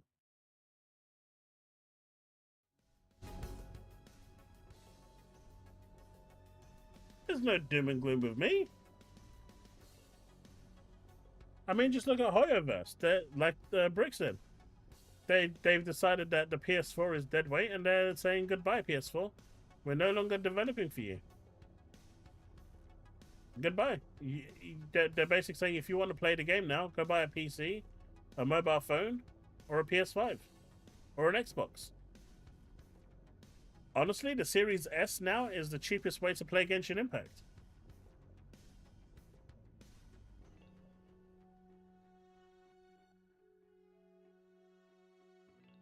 Oh no, I can 100% see them, Reichi, ignoring the Series S entirely. Like, the Series S is going to be a cloud box going forward. They're not going to have that parity anymore.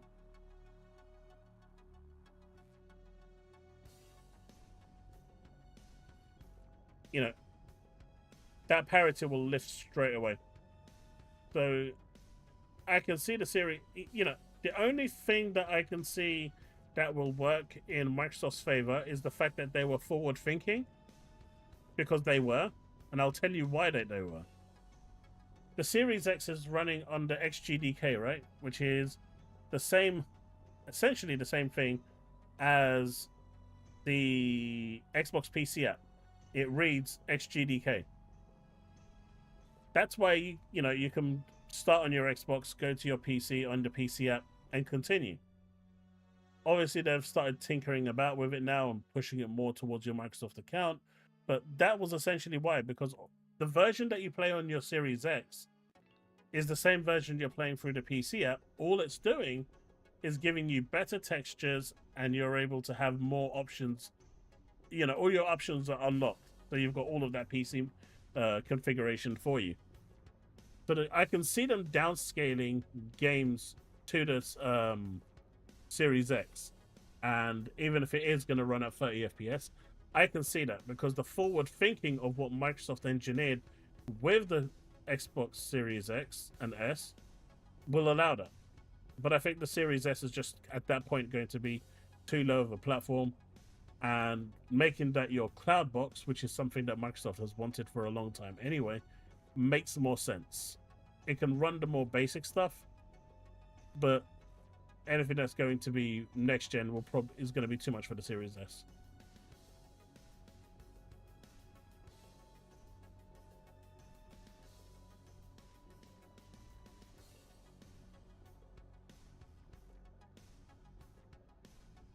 But brothers, what if someone gifted you a pony?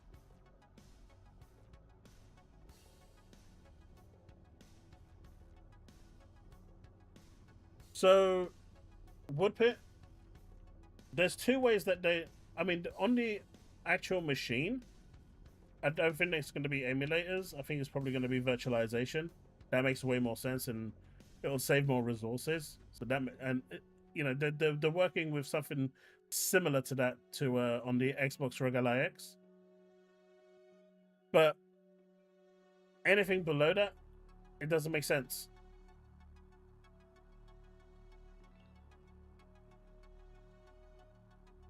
emulating stuff requires a lot of power, a lot of resources. Emulating the OG Xbox on the 360 is going to be easy. Emulating the Series X is not going to be. So having the OS actually on there via virtualization makes way more sense. And it will, you know, there's enough resources there for it to handle it.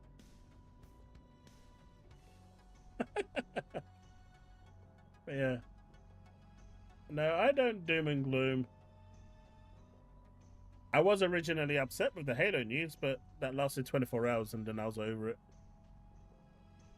I think it was more the shock of seeing it than anything else.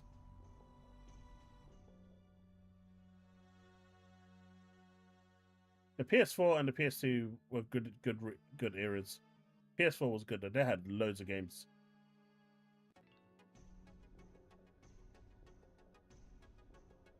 Yeah, the PS4 just, you know, I was getting calls from the airport asking when takeoff was every time I put it on.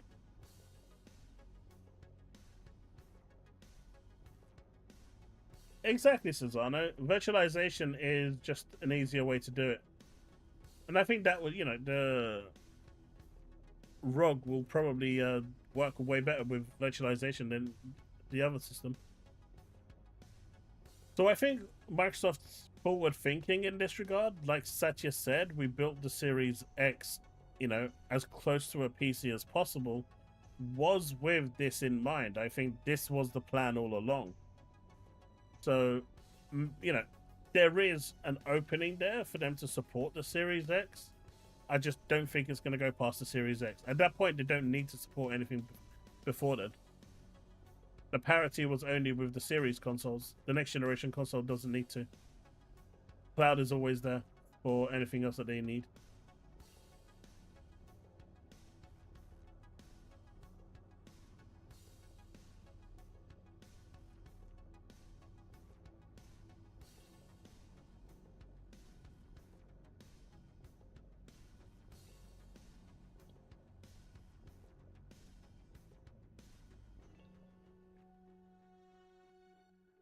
Still though, where's the media outcry for the Amazon 14,000 jobs lost?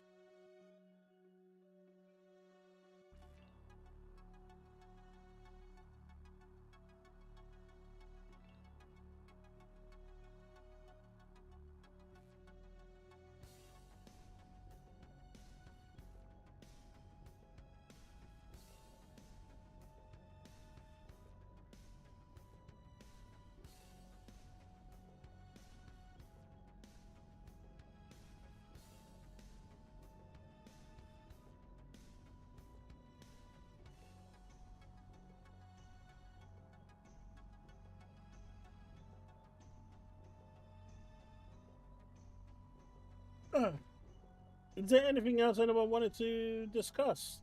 I've pretty much covered everything I wanted to talk about in this one. I'm a little disappointed that I haven't seen a single media outlet crying about the 14,000 jobs that Amazon have let go. I haven't seen a single GoFundMe to support the devs campaign for losing their jobs. There's no media outcry, there's no pony outcry, there's nothing. It's like it never happened. Big news? What's big news, Brandon? Did you get your account back? Finally.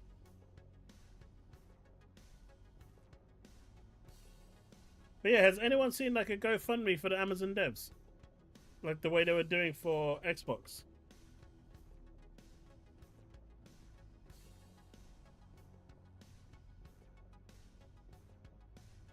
It's only big news if it.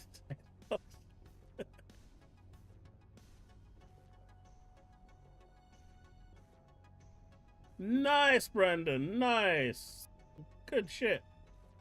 Congrats, dude. I would let them know as well, just to be sure they don't do anything silly.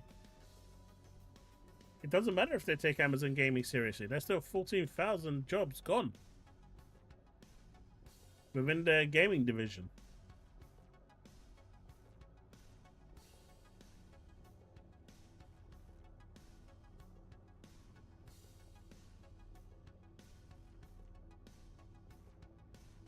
you know, where is the outcry? Maybe tweeting out where is the GoFundMe support the dev campaigns is a bit insensitive. I'll refrain from that one. But I will ask, where's the media outcry for 14K jobs?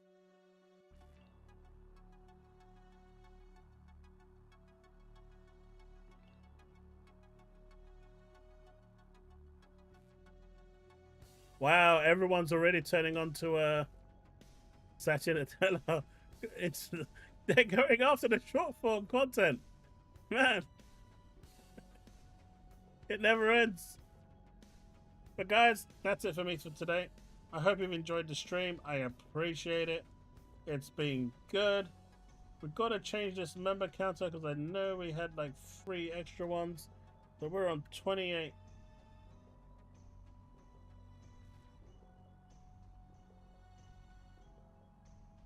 But thank you so much to everyone who turned out today. I really appreciate it.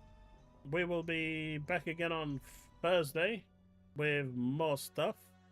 What's going on Thursday? Something's going on Thursday and I can't remember what. Is there anything releasing on Thursday?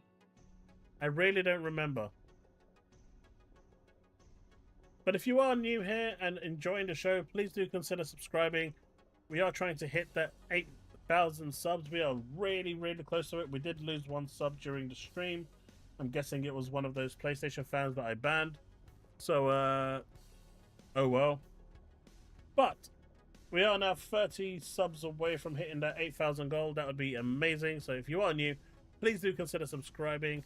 And yeah, don't be like those pathetic, you know, excuses for human beings that are out there right now championing all sorts of horrible things on social media. Keep your head high. Xbox is fine. It's not going anywhere. And just wait on news on what the next generation console is going to be, because it's probably going to be something pretty amazing. Everything under one roof, regardless of what they want to call it. You'll have access to your full Xbox library. You're going to have access to your PC library. It's all going to be kind of, you know, like the Infinity Gauntlet, all in one place. What more could you really want for? The only real factor here is the price. And we'll figure that out sooner or later. Don't worry, you know, all this 1,200, 1,400, don't listen to any of that. Once it's officially available, it's officially available. Until then, just keep going. Thanks so much, folks. Have a good one, and I will see you in the next one. Peace! I'm not doing a new character in 14! Wait, there's a rumor update? I'll check that out.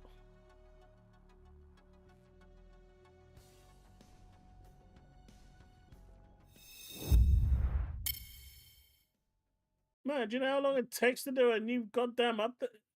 You crazy. Mate, I've been playing that game for 10 years, and you want me to start again? 10 years! Chat, tell him no. Tell him he's been... Tell Breck he's being bad. Send him back to DCG's stream.